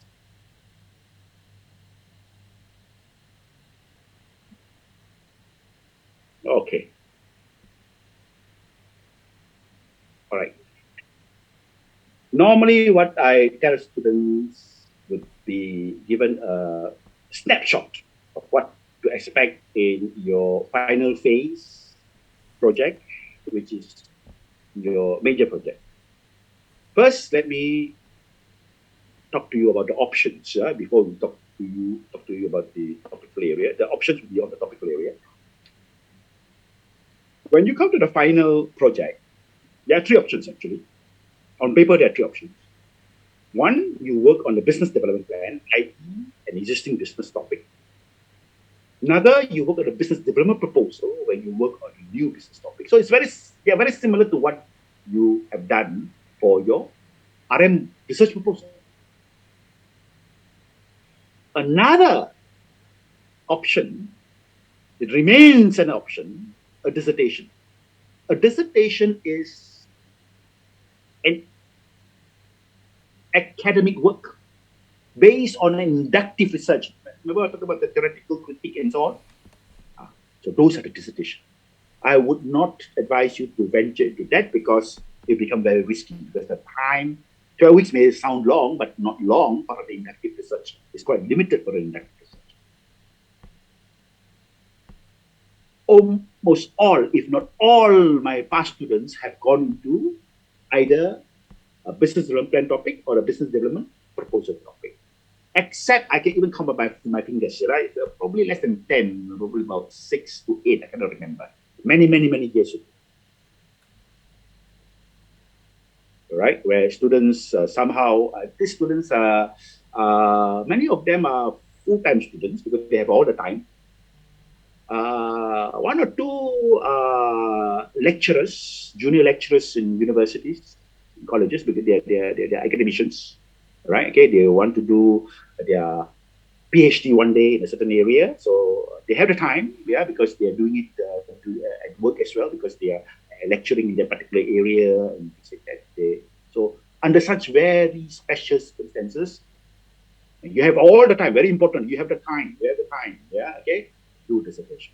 If not, I think for the past 5 years, either business development plan or business development proposal, where you undergo the entire research process from planning to execution to conclusion and recommendations with the final outcome of a business plan or a business proposal. To answer one early question just now, would you be able to extend your RM topic to that of your what do you call that? Final year project? Answer is yes. Question: what about plagiarism? Listen, your work in your assignment is a research proposal which will include limited review of the factors. You can use back the same factors, but when you use some of those that you use in your proposal in your final year project, number one, you have to paraphrase them. Secondly, your final project is much more extensive than that of your assignment. So you need to expand it into new areas, many other areas, deeper areas. Number three, whatever information used earlier, you may need to look for updates. So when you have paraphrased what you have done before, expand, very important, expand the area in terms of breadth and depth, plus updating of information. How can be the work be plagiarized? The work cannot be plagiarized. Unless if the work is adapted from some previous work, copy and paste from some previous work, that is plagiarism. So if it is a student own original work, it will not be caught for a plagiarism. So remember three things. If you were to extend it, you must paraphrase it, expand, yeah, in terms of breadth and depth. And number three, update it. Vice versa, there are also situations where students do a different topic altogether in the final project. Of course, that goes without saying. It is definitely all right. All right, okay, yeah? Can we use the literature review design or has a completely new topic to evaluate? No, that's what I said. You can use the literature review you have done, but you need to expand and update it. The research design, you need to paraphrase it, but I will come to the point whether you're going to propose a primary research design or not. That's my second point in my slide, yeah?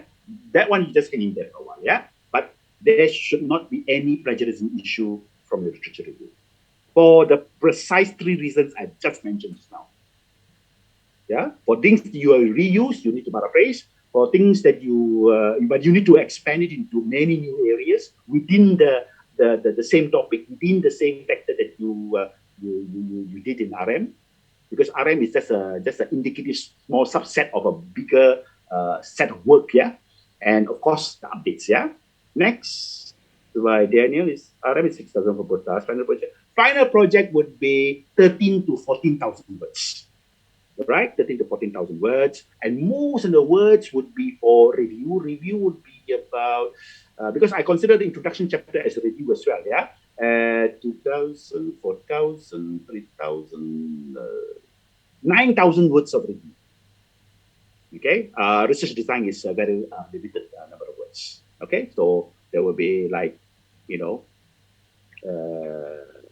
times more. So that's where I have alluded to the importance of you expanding it. Yeah, very important. Yeah. Okay. So that answered the questions about whether you could extend it and how you deal with the issue of plagiarism. Next, data requirements. Secondary is, of course, mandatory. Primary research at the final project is optional. My advice, don't. Right? Don't venture into primary research in your final project. Do your final project entirely based on secondary information, because primary research is optional. And I'll tell you why. Because for an extended project, even though you have 12 weeks, it doesn't mean you're going to do primary research for 12 weeks. You have to have time to get your topic approved. You have to get a time for you to write literature. Literature, there are various part of literature. There are 9,000 words of literature review from different perspectives. You may spend about 6 to 8 weeks doing that. And don't forget, you have the conclusion and recommendations, your business plan to write. You have 2 to 3 weeks to do that. You're left with how many weeks? 1 or 2 weeks to do your primary research. And don't forget, when you do your primary research, you need time for the information to come back. What if you cannot get response from your interviewee? Are you going to falsify your data and fill in your questionnaire yourself? No. And even if you get some good responses, you take time to analyze the data. What if the data you analyze, the information you get, there's a lot of errors, you have got to double check? No, you just don't have the time for it. And if students submit a primary research findings, it will be highly suspicious how the students actually managed to complete it. Because some students, with thinking that they're doing a great job, right, submit a primary research findings of, say, 300, 400 respondents, right, again, getting into all these very detailed data analysis, like I said, the students doing a thesis.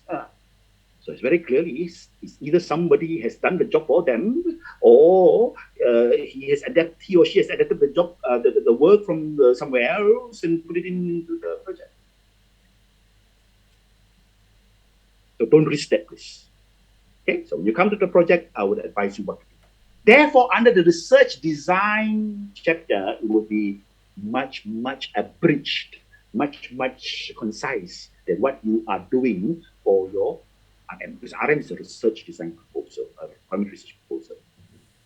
Okay, but if you are not going to embark on primary research for your final project, you won't have research methodology under your project that explains all that you explain in your RM assignment component number 2. And don't forget, for primary research, you need to go through another process called ethics approval. There is a very detailed form to fill as well. And this is required by the university. And it takes time for it to be approved as well. Right? Okay, yeah? So don't venture into that. Like I said, the other new challenging part of your final project will be the formulation of a plan of actions and solutions, a business plan. You will surely have it there, and I will guide. Don't worry about that, yeah? All right, I'll guide you step by step, like how I like to do. There will be one session, just one session. I think 80% of the session will be spent on 70% on how you formulate the business plan. So don't worry about that, yeah? When time comes, I will guide you accordingly. Yeah, I'm the sole supervisor. Nobody else is there, so you surely see me, yeah? But please also take note that when you come to the next stage, if you see only me, right? Okay, because you will be doing this on a group supervision basis. There's no personal reading of your draft work, no, yeah. But there will be a lot of close guidance that will be provided, like something like what I've done during this one weekend, but over a more extended period of time. So don't worry, yeah. When you come to that stage, I will be giving you very detailed guidelines and guidance. Yeah. Yes, the final project is a very challenging one, but trust me. Yeah. Just trust me. Yeah. Okay. I've been doing this for the last 12 years for the college, and we have consistently very high passing rate. If you follow what I have provided you, because my style is a very prescriptive style. Yeah, I just give you template.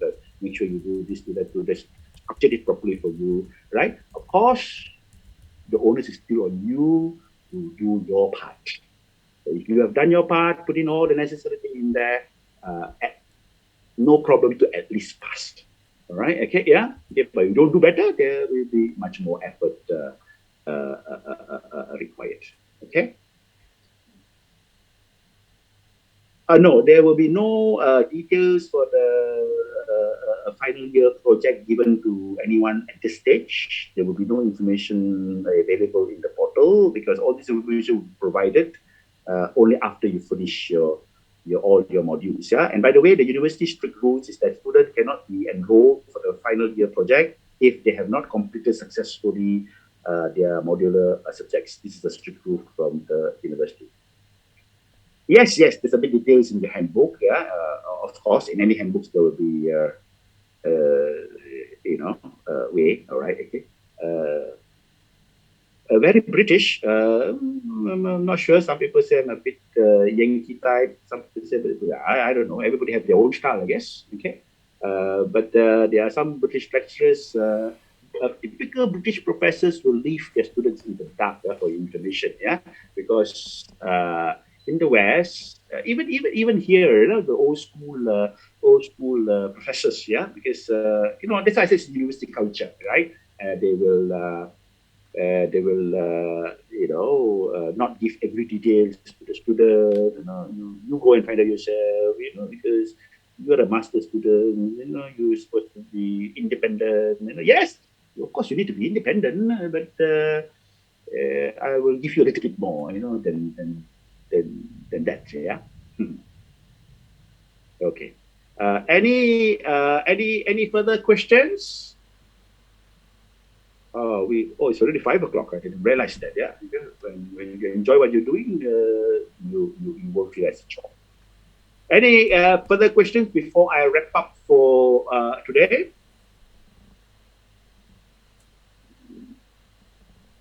No problem. All right. Okay. So let me wrap up now. Okay. So I thank you for attending my lecture and paying full attention. I can still 100 over students still in class.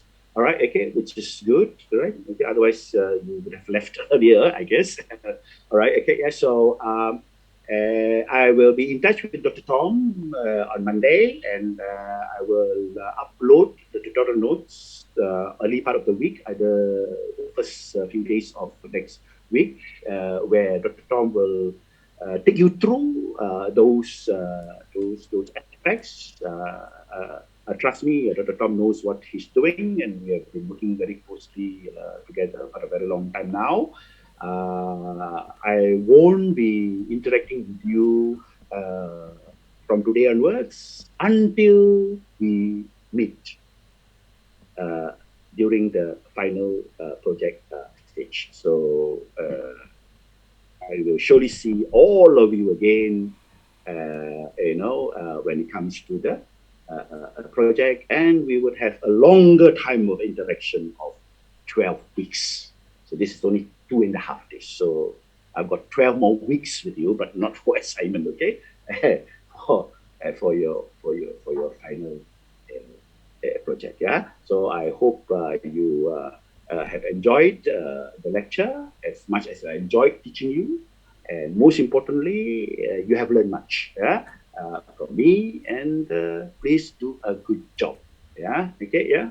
You owe yourself that responsibility, yeah, to do a good job. And I shall see all of you. When I say all of you, means all of you, yeah. Okay, yeah. Together, right? Okay, again, yeah, during the major project. So bye for now. Doctor, hang on, Stay Doctor. safe. Yes.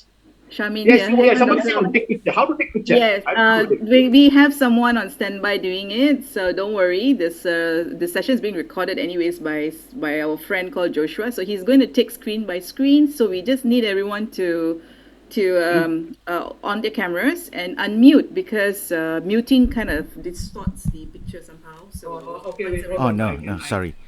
Everyone has to mute it. Hold on, yeah. Hold on. Mute, okay, sorry. I can make sure the students can't unmute themselves.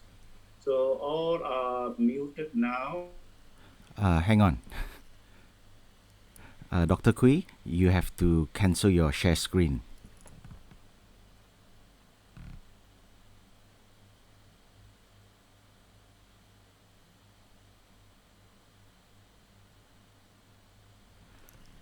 Doctor, you're muted.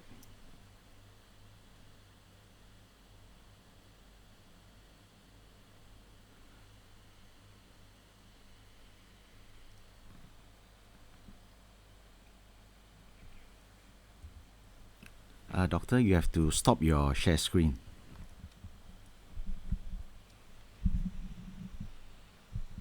hold on.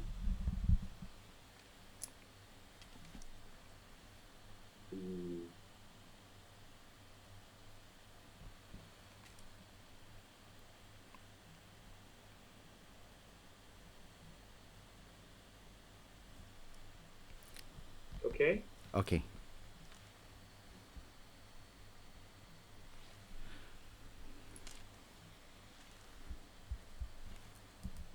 Let me hold on. Yeah. Let